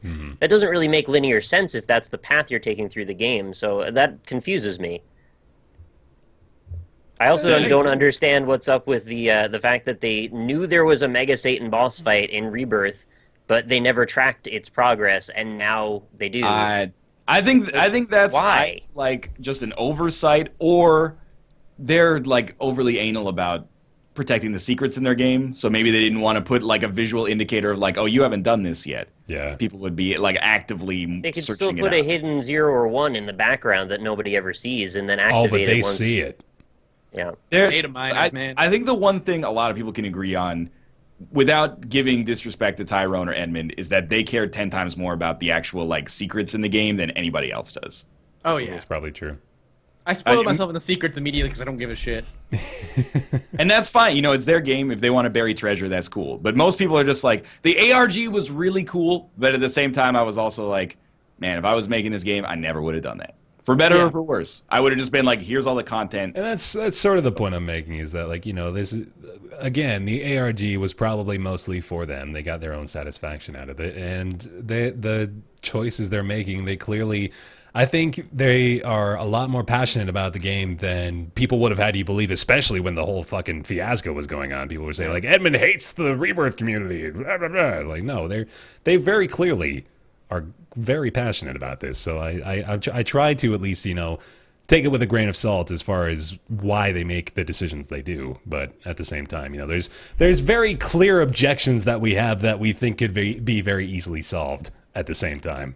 It's what Tyrone and Ed said after the release of Rebirth is basically that the game belongs to the community as much as it does to them at this point. And that's, people with 1,000 hours in something feel like they do have a certain sense of ownership over it. And oftentimes people in the eyes of the community think they know better than Ed, Tyrone, and Nicholas what would make the game better. And sometimes I think they do. Sometimes I think the decisions that Ed and Tyrone make are necessary because you need almost like a parent to be like, no, you can't just eat candy for every meal. Yeah. Like, I do think there should be difficult parts of They it. need a no man, just like George Lucas did in the prequels. There you Exactly. go. They do need somebody to be like, why don't you make it so, I like that there's shitty special items, even though that bothers a lot of the eyes of the community. I like No, that. I do too. I'm all right with that. But they need somebody to basically be like, no, like, we're not going to give you your toys till after you eat your vegetables, right? But they also, I think they need to open up a little bit. Not need to, because the game stands on its own just fine. But I do think they need to open up to the community a little bit more for some buffs and some gameplay changes. Like, Krampus showing up so often is still pretty lame, especially because his pool hasn't been expanded. Yeah. Deals with the Angels still relatively suck. Still totally suck, man. What do you mean? They're even worse now. I love when I go in there's 3 pennies. My favorite. Oh, yeah, that's... And, you nerf items like Stopwatch. Krampus' head is like a year ago. You're You nerfed complaining that. about Deals with the Angel now? Well, wait till Afterbirth comes out. We're gonna fuck like- you. I love just- that 1920s evil guy voice you can do, man. That's really good. They just changed the self-sacrifice room that's been the same since vanilla now. Yeah. Like, why now? Yeah. Why not at the I'm happy release of about it. Afterbirth? I think Yeah, that change I'm is actually really positive. They But desperately. I want to understand the thought behind when these things happen on the timeline of why this thing happened now instead of earlier It's or later. probably honestly just as arbitrary It's as arbitrary. it seems. Yeah. I don't think it's arbitrary right now. I think it's, people are complaining about the angel statue stuff being a pain in the ass. Yeah. Partly. Because, if as you do the Mega Satan runs, now you're like now that Mega Satan is necessary for 1001% completion, it makes sense to combine that with the need to do something with self-sacrifice rooms to actually make that meaningful. Yeah. They were- the Mega they Satan were fight on the vestige- daily count. Yeah, that would be a start. The Mega Satan fight during the dailies. So that way I have a guaranteed key if they're making me go to Mega Satan. Yeah, Right. I would like that. They've just been vestigial for so long, it just seems so odd to me that this was the thing that pushed them over the edge to change them. Like, why did you have them in the first place if they serve no purpose, really? Yeah. Did Well, you ever there's- use them? I never used them. That's why we're getting into some inside baseball stuff. Yeah, That's- I was that's, gonna say, the I think- theme that Edmund really likes of hurt yourself to make your run better, but it doesn't give you enough rewards. The so. best thing about them was the freaking 2 skulls that would be in the corner most of the time. Yeah. Yeah, maybe I get a demon heart here. Sweet. Right. Fuck this room. It's an empty room. So we're probably about at the point where this is all sort of going over the heads of a lot of people. So let's maybe call it there. Say overall, Afterbirth is fantastic. Again, We love I think we need to Afterbirth, reiterate that. despite the 20 minutes of whining we just did. It's the must buy if you must buy is optional, but it's like Enemy Within. If you're gonna keep playing it, you should buy it. Yeah. If you're enjoying if you're enjoying Rebirth and you don't have Afterbirth, I think Afterbirth is just the easiest purchase you can make. It makes, not only does it add so much, but again, it's stuff that we don't mention a lot. The fact that it makes the game better fundamentally. Like, the animations are better. Everything just feels It makes it smoother. complete. Yeah, exactly. So it just There's UI elements that they've added that should have been in the game in the first place that are Right. now there. So just to improve your Binding of Isaac experience, you probably want to get Afterbirth. That's just the bottom line. And I think that'll do it. I think that's it. It's a strong showing, man. 15. 2015 indie review wrap up. GG, gentlemen. What's everybody's number one? Did we Yeah, cover I'm that? going to go ahead and ask that. What's everybody's number one indie game this year? Ryan. Ryan, you I start. don't count Afterbirth because wouldn't it's an expansion. So and it's arbitrary, but whatever. I would count Rocket League number 1. Yeah. Mathis. Witcher 3. Witcher 3. Nick? Duck Game. Duck Game. I like it. Nice. Just you, And Ben. you? I know. You got to think. It's Rocket League, man. It's got to be. It's got to Rocket be. League wins. Yeah. 2 We votes split to the vote, 1 to damn 1. There we go. I didn't know we were voting on anything like that. Rocket All right. League just, I stand by what I said, man. And if they want to put this on the back of the box, feel free. Rocket League is one of the best games I've ever played. Witcher 3 is indie, you nutcases. It is. It is. No, it technically is. Yeah, no, I It know. kind of goes in through the back door, but it's indie. It doesn't seem like it, but we promise. That's like saying shit published from Paradox is not indie. I think I Yeah, would like consider it. if City Skylines can be indie, then The Witcher 3 can be indie. Come on. We got to give it that nod. It's not indie. Why? Because it's good. Because it's huge and sold millions of copies. The Witcher 3 not it's made good. in Unity. Is Really? Rocket League indie game now? It's never Yes! not been, man. Absolutely! Unequivocally! No, but it's popular 100%! though. Just because the It's gained studio's mainstream loaded now. acceptance. Oh my god. Is Rocket League indie? Okay, come But it on. was on the PS4, man. Is it indie? Hey, is Minecraft indie? Is Minecraft indie? I don't No know. longer. That's actually one you got to think Is about. for a Minecraft second. art? Who knows? Is Minecraft art? My Oh, giant man. golden dong in Minecraft is Hell yeah. Thank you guys so much for watching this episode of Roundtable Live. If you're new here, this is the show we do every single week here on Twitch. Normally it's on Tuesdays at 11 a.m. PST. But you can also catch the VOD over on my channel, youtube.com/BearTaffy, or on these guys' channels, Mathis Games and Rocket League Smile. Northern Lions got a bunch of other stuff you can watch, too, if you want to watch that. Also, feel free to follow us here on the Twitch channel. It's twitch.tv/Roundtable Podcast. You can get notifications that way, as well as following us on Twitter at Roundtable PC. Normally at the end of the show here we do segments such as Ask Roundtable and Nick's Weird Games. This is sort of a special show this week where we're doing the Indie Review Roundup, so we obviously have gone well over our normally allotted time today, so we're not going to do those extra segments here at the end. Also, normally we would thank our patrons, but Patreon has locked me out of my account, so that's fun. I have no idea why. I got to figure that out. But I do want to say genuinely, thank you guys very much if you have been supporting us on Patreon. We really do appreciate that. It's been long running now. It's been since like February since we've had that Patreon page up, and people are still maintaining their pledges from We then. appreciate that So sincerely. that's honestly incredible. So thank you guys so much. And if you've considered supporting the show in any way, even if it's just like $1 a month, please feel free to go over to patreon.com/roundtable. That's pretty much the entire financial funding of the show. So we really appreciate you guys doing that. Again, thank you for all the support. It's roundtablepodcast.reddit.com is actually where we pulled a lot of the game suggestions for today's show. So thank you guys very much if you contributed to the thread over on the subreddit. And that should do it, right? I think I nailed everything. We're good. Review on iTunes as well if you like. We can still use those. 5 stars on iTunes does do a great deal. You can download on iTunes and SoundCloud as well if you'd like the MP3 file for the show. That should be available later today. And do review this episode on the subreddit also. Yes, Feel free please. to talk about yeah, it. absolutely. We'd love to hear your opinions. If there's games that we missed, absolutely feel free to discuss it on the show thread on the subreddit. And yeah, that should do it. So thank you guys very much for watching this episode of Roundtable Live. We should be back next week, but if not, we'll definitely be back for the start of 2016. So looking forward to that. Thank you very much for watching, and we will see you next time. Bye-bye!